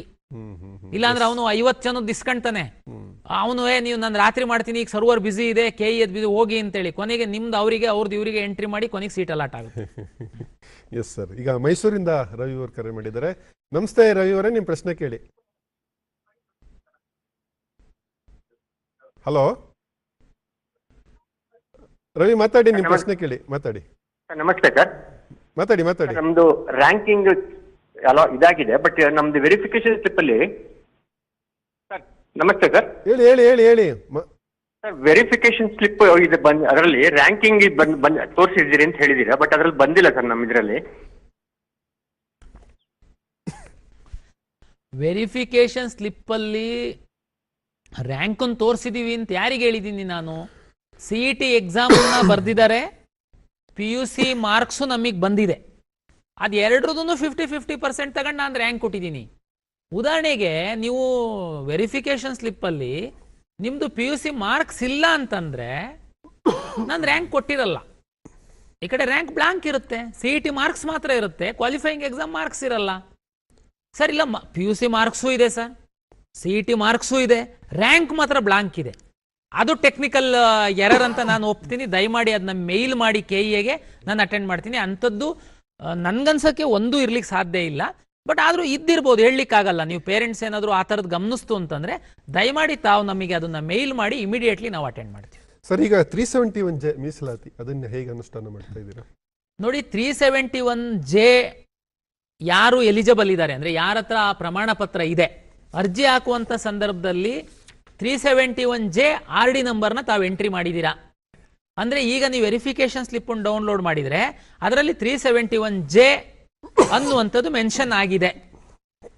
ನಾಳೆ ನಾನು ಸೀಟ್ ಮ್ಯಾಟ್ರಿಕ್ಸ್ ಬಿಟ್ಟಾಗ, ಈಗ ಉದಾಹರಣೆಗೆ ಇಂಜಿನಿಯರಿಂಗ್ ಸೀಟ್ ಮ್ಯಾಟ್ರಿಕ್ಸ್ ಬಿಟ್ಟಿದ್ದೀನಿ ನಾನು, ಅಂದರೆ ಡ್ರಾಫ್ಟ್ ಸೀಟ್ ಮ್ಯಾಟ್ರಿಕ್ಸು ತಾವು ನೋಡ್ಬೋದು.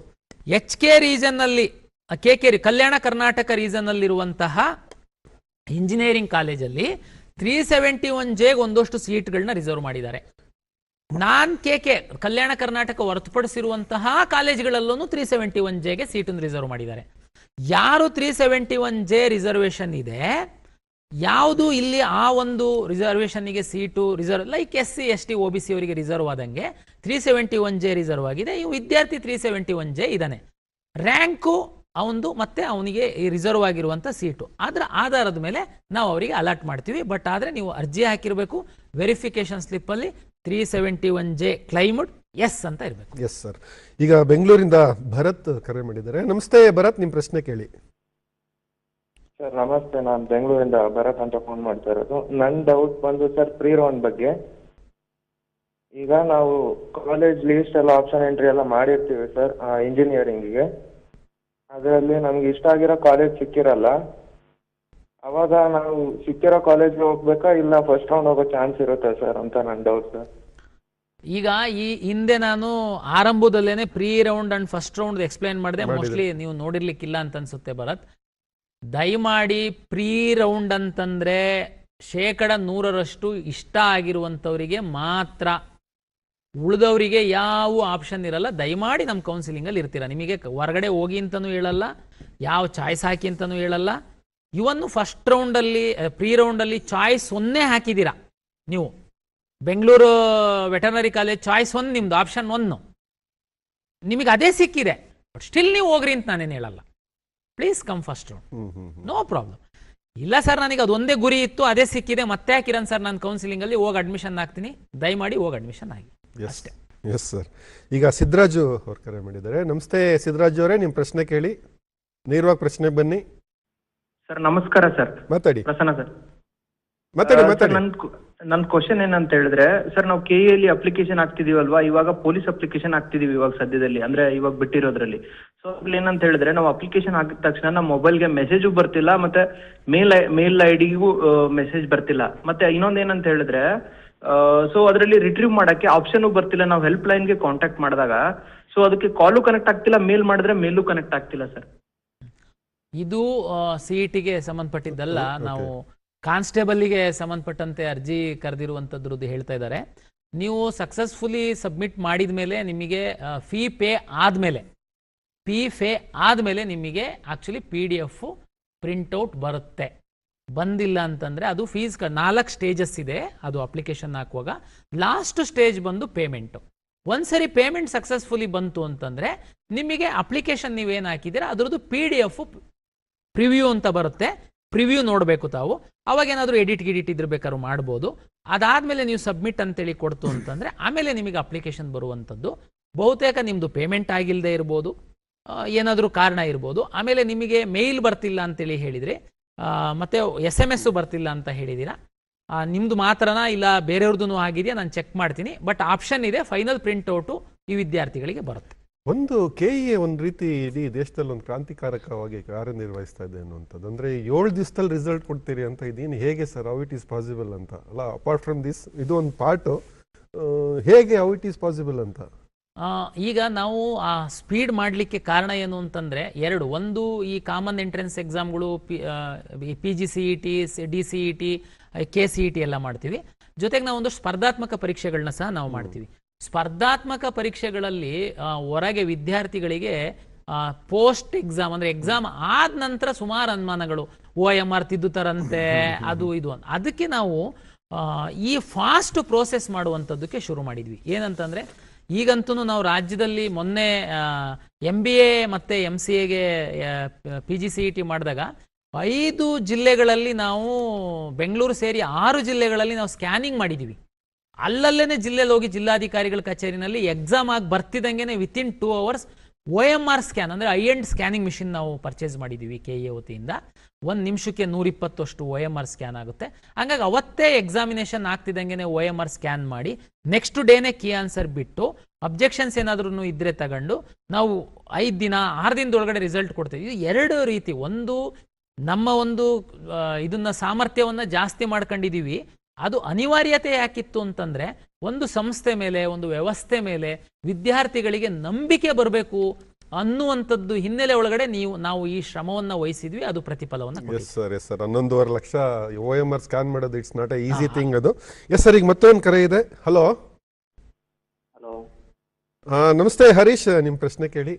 ಸರ್ ಏನಿಲ್ಲ ಸರ್, ಮಾತಾಡಿ. ನಮ್ಮೊಂದು ಜನರಲ್ ಕ್ವಶನ್. ಈಗ ಎಲ್ಲ ಟ್ರಾನ್ಸ್ಪರೆನ್ಸಿ ಅಂತ ಹೇಳ್ತಾರೆ. ಮುಂಚೆ 2017 ಇಂದ ಮುಂಚೆ ಬರೀ ಈಗ ಈ ಬರೀ CET ನಂಬರ್ ಹಾಕಿ ಅವ್ರ ತಂದೆ ತಾಯಿ ಹೆಸರು ಯಾವ ಕ್ಯಾಟಗರಿನಲ್ಲಿ ಸೀಟ್ ತಗೊಂಡಿದ್ದಾರೆ ಅಂತ ಹಾಕ್ತಾ ಇದ್ರು, ಡಿಸ್ಪ್ಲೇ ಮಾಡ್ತಿದ್ರು ಪ್ರತಿ ರೌಂಡಲ್ಲೂ. ಓಕೆ. ಈಗ ಒಂದು 4-5 ವರ್ಷದಿಂದ ಆ ಥರ ಮಾಡ್ತಾ ಇಲ್ಲ. ಯಾಕೆಂದ್ರೆ ಯಾರೋ ಒಬ್ಬ 2A ಕ್ಯಾಟಗರಿಯನ್ನು 2B ಕ್ಯಾಟಗರಿನಲ್ಲಿ ಸೀಟ್ ತಗೊಂತಾನೆ. ಇದು ಜನರಲ್, ಪ್ರತಿ ರೌಂಡಲ್ಲೂ ಟ್ರಾನ್ಸ್ಪರೆನ್ಸಿ ಇರಬೇಕು ಅಂತ ಯಾಕೆ ಇದೊಂದು ಮಾಡಬಾರ್ದು ಅಂತ ಸರ್. ಪ್ರತಿ ರೌಂಡ್ ನಿಮ್ ಪ್ರಶ್ನೆ ಅರ್ಥ ಆಗಿದೆ. ಹೆಸರು ಪ್ಲಸ್ ಅವನದು ನಿಮ್ ಪ್ರಶ್ನೆ ಅರ್ಥ ಆಗಿದೆ ಹರೀಶ್. ಓಕೆ. ಎಸ್. ಈಗ 2017ಕ್ಕಿಂತ ಮೊದಲು ಮಾಡ್ತಿದ್ರು ಈಗ ಮಾಡ್ತಿಲ್ಲ ಅಂತನ್ನುವಂಥದ್ದಲ್ಲ. ನೀವು ತಾವು ನಮ್ಮ ವೆಬ್ಸೈಟಲ್ಲಿ ಹೋಗಿ ನೋಡಿ, ವಿಶೇಷವಾಗಿ ಮೆಡಿಕಲ್ಲು, ಡೆಂಟಲ್ಲು, ಆಯುಷ್ದೆಲ್ಲ PDF ಮೆಡಿಕಲ್ಲು 10,000 ಸೀಟನ್ನು ನೀವು 10,000 ವಿದ್ಯಾರ್ಥಿಗಳದ್ದು ನಾವು ಹಾಕಿದ್ದೀವಿ. ಕಾಲೇಜ್ ವೈಸು ರ್ಯಾಂಕು, ಅವನು ಕ್ಲೈಮ್ ಮಾಡಿರೋ ಕ್ಯಾಟಗರಿ, ಅವನಿಗೆ ಅಲಾಟ್ ಆಗಿರುವಂಥದ್ದು, ಅವನದು ಫೀಸು ಎಲ್ಲನೂ ಹಾಕಿದ್ದೀವಿ. ಇದಕ್ಕೇನೆ ಪಾರದರ್ಶಕತೆ ಅಂತ ನಾವು ಮಾತಾಡ್ತಾ ಇರುವಂಥದ್ದು. ಇಂಜಿನಿಯರಿಂಗ್ ಸೀಟ್ ಬಗ್ಗೆ ಹೇಳಿದ್ರಿ ನೀವು. ನೋಡಿ, 65,000 ಇಂಜಿನಿಯರಿಂಗ್ ಸೀಟ್ ಇದೆ, 25,000ಕ್ಕಿಂತ ಹೆಚ್ಚು ನರ್ಸಿಂಗ್ ಸೀಟ್ ಇದೆ. ನೀವು ಹೇಗೆ ನಾವು ಎಲ್ಲದನ್ನೂ ವೆಬ್ಸೈಟಲ್ಲಿ ಏನಾದರೂ PDF ಮಾಡಿ ಹಾಕೋಕ್ಕಾಗುತ್ತಾ? ಹಾಗಲ್ಲ. ಆಮೇಲೆ ಯಾವ ವಿದ್ಯಾರ್ಥಿಗಳು 2A ಹಾಕಿದ್ದಾರೆ, SC ಹಾಕಿದ್ದಾರೆ, ST ಹಾಕಿದ್ದಾರೆ, ಅದನ್ನು ನಾವು ಚೇಂಜ್ ಮಾಡೋದಕ್ಕಾಗಲ್ಲ. ಯಾಕೆಂದರೆ ಸಾಫ್ಟ್ವೇರ್ ಇದೆ. ಆಮೇಲೆ ಅದು ಅಷ್ಟಕ್ಕೇನೆ ನಿಲ್ಲಲ್ಲ. ಅದು ಅಲ್ಲಿ ನಮ್ಮಲ್ಲಿ ಅಡ್ಮಿಷನ್ ಆದಮೇಲೆ ಉದಾಹರಣೆಗೆ ಇಂಜಿನಿಯರಿಂಗ್ ಅಂತಂದರೆ VTUಗೆ ಹೋಗುತ್ತೆ. SC ST ಮಕ್ಕಳು, OBC ಮಕ್ಕಳು ಅಂತಂದರೆ ಸ್ಕಾಲರ್ಶಿಪ್ಪಿಗೆ ಆಯಾ ಡಿಪಾರ್ಟ್ಮೆಂಟಿಗೆ, ಈಗ SSP ಪೋರ್ಟಲ್ಲಿಗೆ ಹೋಗುತ್ತೆ. ಎಲ್ಲ ಆನ್ಲೈನ್ ಆಗಿರುವಂಥದ್ದು. ಈಗ ಉದಾಹರಣೆಗೆ ನಾನು ಅವಾಗಲೇ ಅವರು ಪ್ರಶ್ನೆ ಕೇಳುವಾಗ ಹೇಳಿದರು, ಸರ್ SCದು RD ನಂಬರ್ನ ನೀವು ಹಾಕಿ ಅಂತ ಹೇಳ್ತಾ ಇದ್ದೀರಾ, ನಾವಿನ್ನು ಈಗ ಅಪ್ಲೈ ಮಾಡಿದ್ದೀವಿ ಅಂತ. ಹಂಗಾರೆ ಅವರು ಅದು ಹೇಳೋ ಅಗತ್ಯನೇ ಇರಲಿಲ್ಲ ಅಲ್ವಾ? ಅವ್ರೇನೋ ಒಂದು ನಂಬರ್ ಎಂಟ್ರಿ ಮಾಡ್ಬಿಡ್ಬೋದಾಗಿತ್ತಲ್ಲ SC ಅಂತ. ನೋ, ನೀವು RD ನಂಬರ್ ಅಂತಂದರೆ ತಹಶೀಲ್ದಾರ್ ಆಫೀಸಲ್ಲಿ ಏನು RD ನಂಬರ್ ಇಶ್ಯೂ ಮಾಡಿದ್ದಾರೆ, ನಮಗೆ ಮತ್ತೆ ಕಂದಾಯ ಇಲಾಖೆ ತಂತ್ರಾಂಶಕ್ಕೆ, KEA ತಂತ್ರಾಂಶಕ್ಕೆ ಇಂಟಿಗ್ರೇಷನ್ ಮಾಡಿದ್ದೀವಿ.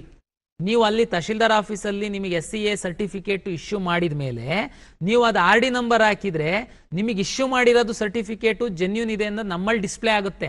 ಉದಾಹರಣೆಗೆ ತುಂಬ ಜನ SC ABCಗೆ ಹೋಗಿ ಅಪ್ಲೈ ಮಾಡ್ತಿದ್ದಂಗೆ ನಿಮಗೊಂದು ಅಕ್ನಾಲೆಜ್ಮೆಂಟ್ ಸಿಗುತ್ತೆ, ಅದರಲ್ಲೊಂದು ನಂಬರ್ ಇರುತ್ತೆ. ಬಂದು ಅದನ್ನು ಎಂಟ್ರಿ ಮಾಡಕ್ಕೆ ಹೋದ್ರೆ ಇನ್ವ್ಯಾಲಿಡ್ ಅಂತ ಬರ್ತಾ ಇದೆ ಅಂತ ಫೋನ್ ಮಾಡಿದ್ರು. ಹೌದು, ಯಾಕೆಂದ್ರೆ ನಿಮಗೆ ಇನ್ನೂ ಸರ್ಟಿಫಿಕೇಟ್ ಇಶ್ಯೂ ಆಗಿಲ್ಲ. ಹಾಗಾಗಿ ಏನೋ ನಂಬರ್ ಎಂಟ್ರಿ ಮಾಡಿ ನಾವು ಯಾವುದೋ ರಿಸರ್ವೇಶನ್ ತಗೊಂಡು ನಾವು ಸೀಟ್ ತಗೊಂತೀವಿ ಅನ್ನೋ ಕಾಲ ಹೋಯ್ತು ಈಗ.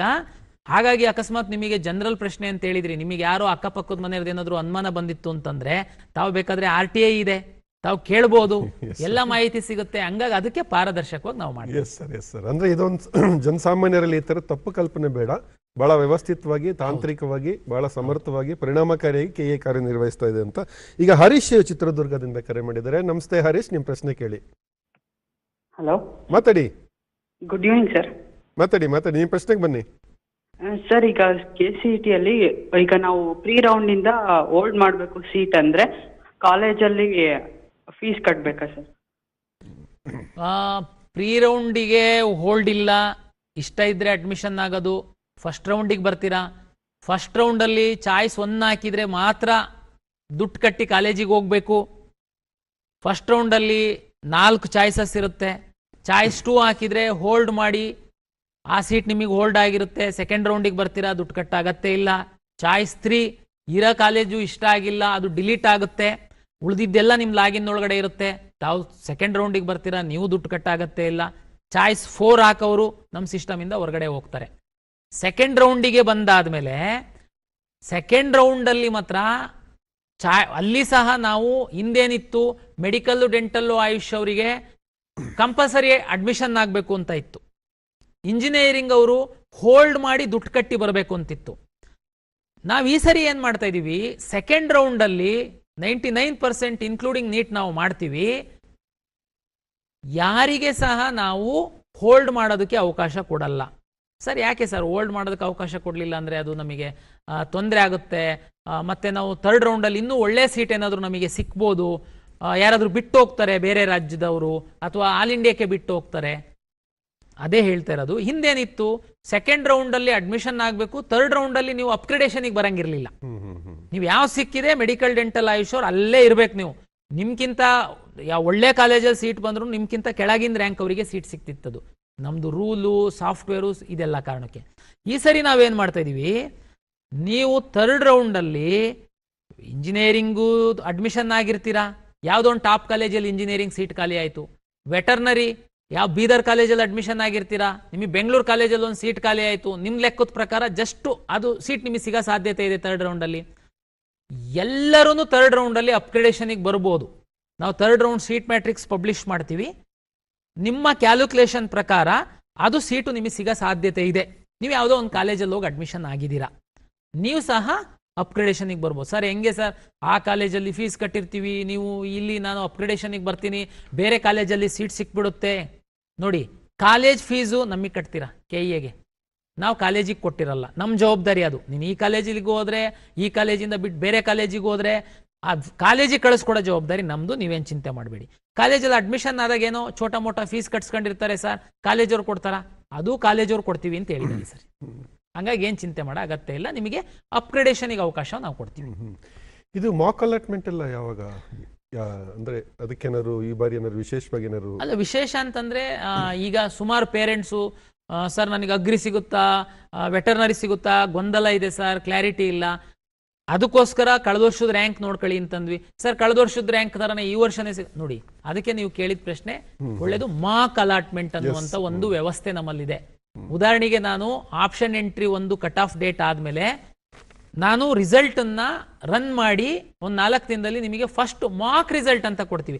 ಏನ್ ಸರ್ ಅದು ಮಾಕ್ ರಿಸಲ್ಟ್ ಅಲ್ಲಿ ನನಗೆ ಸಿಕ್ಕಿತ್ತು ಕಾಲೇಜು, ಅದು ಕನ್ಫರ್ಮಾ ಸರ್? ನನಗೆ ಕನ್ಫರ್ಮ್ ಅಲ್ಲ. ಮಾಕ್ ರಿಸಲ್ಟ್ ಅಂತಂದ್ರೆ ನೀವು ಏನು ಆಪ್ಷನ್ ಎಂಟ್ರಿ ಮಾಡಿದ್ದೀರಾ, ನಿಮಗೆ ಯಾವ ಸೀಟ್ ಅಲಾಟ್ ಆಗ್ತಾ ಇದೆ, ಮಾಕ್ ರಿಸಲ್ಟಿಗೆ ಒಂದು ಕಟ್ ಆಫು ಹಾಕ್ತೀವಿ ನಾವು. ಅವಾಗ ಉದಾಹರಣೆಗೆ ನೀವು ಯಾವುದೋ ಒಂದು ಕಾಲೇಜ್ ಮಿಸ್ ಮಾಡಿರ್ತೀರಾ, ಅಲ್ಲಿ ನಿಮ್ಗಿಂತ ಕಡಿಮೆ ರ್ಯಾಂಕ್ ಅವರಿಗೆ ಸಿಕ್ಕಿರುತ್ತೆ ಸೀಟು, ಒಂದು ವೇಳೆ ನೀವು ಹಾಕಿದ್ರೆ ಸಿಕ್ತಿತ್ತು.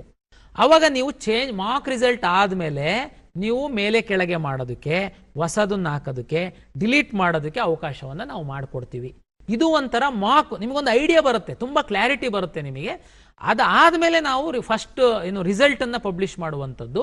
ಹಾಗಾಗಿ ಮಾಕ್ ರಿಸಲ್ಟ್ ಆದಮೇಲೆ ಸಹ ನೀವು ಮೇಲೆ ಕೆಳಗೆ ಮಾಡೋದಕ್ಕೆ ಅವಕಾಶಗಳಿರುತ್ತೆ. ಇದು ಒಂದು ಒಳ್ಳೆ ವ್ಯವಸ್ಥೆ. ಸೊ ಇದನ್ನ ಪರಿಪಾಲನೆ ಮಾಡಿದ್ರೆ ಇದಾಗತ್ತೆ ಅಂತ. ಸರ್, ಈಗ ಬಹಳಷ್ಟು ಜನಕ್ಕೆ ಗೊಂದಲಗಳು, ವಿದ್ಯಾರ್ಥಿಗಳಿಗೆ ಮತ್ತು ಪೋಷಕರಿಗೆ ಗೊಂದಲಗಳಿರುವಂಥದ್ದು ಸಹಜ. ಈಗ ಕೊನೆಯದಾಗಿ ಅವ್ರಿಗೆ ಏನು ಹೇಳ್ತೀರಾ, KEA ಏನು ಅವರಿಂದ ನಿರೀಕ್ಷೆ ಮಾಡುತ್ತೆ ವಿದ್ಯಾರ್ಥಿಗಳು ಮತ್ತು ಪೋಷಕರಿಂದ ಅಂತ ಕೊನೆಯ ಮಾತು? ಕೊನೆಯ ಮಾತಾಗಿ ನಾನು ಹೇಳುವಂಥದ್ದು, ನಾವು KEA ಮುಖಾಂತರ ಅಲಾಟ್ ಮಾಡ್ತೀವಿ. ನಂದು 1 ಲಕ್ಷಕ್ಕಿಂತ ಜಾಸ್ತಿ ಇದೆ, ಆದರೆ ಒಂದು ಬಡ ಕುಟುಂಬ ಇದೆ, ನನ್ನ ಮಗಂಗೆ ಇಂಜಿನಿಯರಿಂಗ್ ಮಾಡೋ ಆಸೆ ಇತ್ತು, 1 ಲಕ್ಷಕ್ಕಿಂತ ಜಾಸ್ತಿ ಇದಿತ್ತೆ, ಸಿಗಲ್ಲ. ನೋಡಿ, ಕಳೆದ ವರ್ಷ 15,900 ಸೀಟ್ ಉಳ್ಕೊಂಡಿದೆ. ನೀವು 1 ಲಕ್ಷ ಇರಲಿ, 1.5 ಲಕ್ಷ ಇರಲಿ, 2 ಲಕ್ಷ ಇರಲಿ, ನೀವು ನಿರಾಶೆ ಆಗೋದು ಬೇಡ. ಕೆಲವರು ಇರ್ತಾರೆ, ನಮ್ಮ ಹತ್ರ ತುಂಬ ದುಡ್ಡಿದೆ, ಸುಮ್ಮನೆ ಒಂದು ಡಿಗ್ರಿ ಮಾಡಿಸ್ತೀವಿ ಅಂತನ್ನೋರು, ಸುಮ್ಮನೆ ಒಂದು ಡಿಗ್ರಿ ಮಾಡಿಸ್ತೀವಿ ನಾವು, ನಮಗೇನು ಇದು ನೌಕರಿ ಬೇಕಾಗಿಲ್ಲ ಅನ್ನೋರು, ನೀವು ಮ್ಯಾನೇಜ್ಮೆಂಟಲ್ಲಿ ಹೋಗಿ ಅಡ್ಮಿಷನ್ ಆಗಿ ಯಾವ ಬ್ರಾಂಚ್ ಬೇಕಾದರೂ ಮಾಡ್ಕೊಳ್ಳಿ, ನಂದು ವಿರೋಧ ಇಲ್ಲ. ಯಾರು ಒಂದು ಮಗು ನಾನು ಓದಿ ನನ್ನ ಕುಟುಂಬವನ್ನೇ ನಾನು ಸಾಕಬೇಕು ನಾನು ಅಂತನ್ನುವಂಥ ಮನಸ್ಥಿತಿ ಇದ್ದರೆ, ನೀವು ಇಂಜಿನಿಯರಿಂಗಲ್ಲಿ ಎಲ್ಲ ಹೋಗ್ತಾ ಇದ್ದಾರೆ ಅಂತ ಯಾವುದೋ ಒಂದು ಬ್ರಾಂಚಿಗೆ ಹೋಗೋದಕ್ಕಿಂತ ನಾಳೆ ಯಾವುದರಲ್ಲಿ ನೌಕರಿ ಸಿಗುತ್ತೆ. ನೀವು ನೋಡಿ, ಹೋದ ವರ್ಷ ಮೆಕ್ಯಾನಿಕಲ್ಲು, ಸಿವಿಲ್ಲು, ಆಟೋಮೊಬೈಲಲ್ಲೆಲ್ಲ ಸಾಕಷ್ಟು ಸೀಟ್ಗಳು ಉಳ್ಕೊಂಡಿದ್ದಾವೆ. ನಮ್ಮ ಸರ್ಕಾರಿ ಇಂಜಿನಿಯರಿಂಗ್ ಕಾಲೇಜಲ್ಲಿ ಕೋರ್ ಬ್ರಾಂಚ್ಗಳಿಗೆ ಬರೀ 22,000 ರೂಪಾಯಿ ಫೀಸ್ ಇತ್ತು. ನೀವು ಅಂಥ ಕೋರ್ಸ್ಗಳನ್ನ ಮಾಡಿದರೆ ನಿಮಗೆ ನೌಕರಿ ಗ್ಯಾರಂಟಿಯಾಗಿ ಸಿಗುತ್ತೆ. ಹಾಗಾಗಿ ಒಟ್ರಾಸಿ ಎಲ್ಲ ಮಾಡ್ತಾರೆ ಅಂತ ಮಾಡಕ್ಕೆ ಹೋಗ್ಬೇಡಿ. ನಾಳೆ ಯಾವುದು ನಮಗೆ ಜೀವನಕ್ಕೆ ದಾರಿ ಆಗುತ್ತೆ, ನಮಗೆ ನಾಳೆ ಯಾವುದು ನೌಕರಿ ಸಿಗುತ್ತೆ, ಇದನ್ನ ಸ್ವಲ್ಪ ಸ್ಟಡಿ ಮಾಡಿ ನೀವು ನಮ್ಮಲ್ಲಿ ಆಪ್ಷನ್ ಎಂಟ್ರಿ ಮಾಡಿ. 1.5 ಲಕ್ಷ ಇದೆ, ನನಗೆ ಸೀಟೇ ಸಿಗಲ್ಲ, ಇಂಜಿನಿಯರಿಂಗೇ ಸಿಗಲ್ಲ ಅನ್ನೋ ಕನ್ಕ್ಲೂಷನ್ಗೆ ಬರೋದಕ್ಕೆ ಹೋಗ್ಬೇಡಿ. ಸಿಗುತ್ತೆ, ಬ್ರಾಂಚ್ ಮೇಲೆ ವ್ಯತ್ಯಾಸ ಆಗುತ್ತೆ. ಆ ಬ್ರಾಂಚ್ ಸರ್ ಹಂಗಾರೆ ಬ್ರಾಂಚಲ್ಲಿ ಅದು ಹೋಗಿಲ್ಲ ಅಂತಂದ್ರೆ ಅದಕ್ಕೆ ಅಷ್ಟೊಂದು ಡಿಮ್ಯಾಂಡ್ ಇಲ್ಲ, ಹಂಗಿರಲ್ಲ. ಅದು ನಿಮಗೆ ಜ್ಞಾನ ಇಲ್ಲ ಅಂತನ್ನುವಂಥದ್ದು. ಎಲ್ಲ ಬ್ರಾಂಚ್ಗಳಲ್ಲೂ ಅದರದೇ ಆದಂತಹ ನಿಮ್ಮ ಸ್ಕಿಲ್ ಮೇಲೆ ನೌಕರಿಗೆ ಅವಕಾಶ ಇರುತ್ತೆ. ತಾವು ಸಮಾಧಾನವಾಗಿ ಕೆಲವ್ರ ಹತ್ರ ತಿಳ್ಕೊಂಡು ಉದ್ಯೋಗ ಬೇಕು ನನ್ನ ಕುಟುಂಬಕ್ಕೆ ಅಂತನ್ನುವಂಥವ್ರು ಸ್ವಲ್ಪ ವಿಚಾರ ಮಾಡಿ ಆಪ್ಷನ್ ಎಂಟ್ರಿ ಮಾಡಿ ಅನ್ನುವಂಥದ್ದು ನನ್ನ ವಿನಂತಿ. ಅಂದರೆ KEA ಕೂಡ ಬಹಳ ಸ್ಪಷ್ಟವಾಗಿದೆ. ಕೌನ್ಸಿಲಿಂಗ್ ಪ್ರಕ್ರಿಯೆಯನ್ನು ಕೂಡ ಅತ್ಯಂತ ಪಾರದರ್ಶಕವಾಗಿ, ದಕ್ಷತೆಯಾಗಿ ಮತ್ತು ರಚನಾತ್ಮಕವಾಗಿ ನಡೆಸೋದಕ್ಕೆ ಎಲ್ಲ ರೀತಿಯ ಸಿದ್ಧತೆಗಳನ್ನು ಕೂಡ KEA ಕೈಗೊಂಡಿದೆ. ಸೊ ಅದನ್ನು KEA ಅಂದರೆ ನಿಮ್ಮ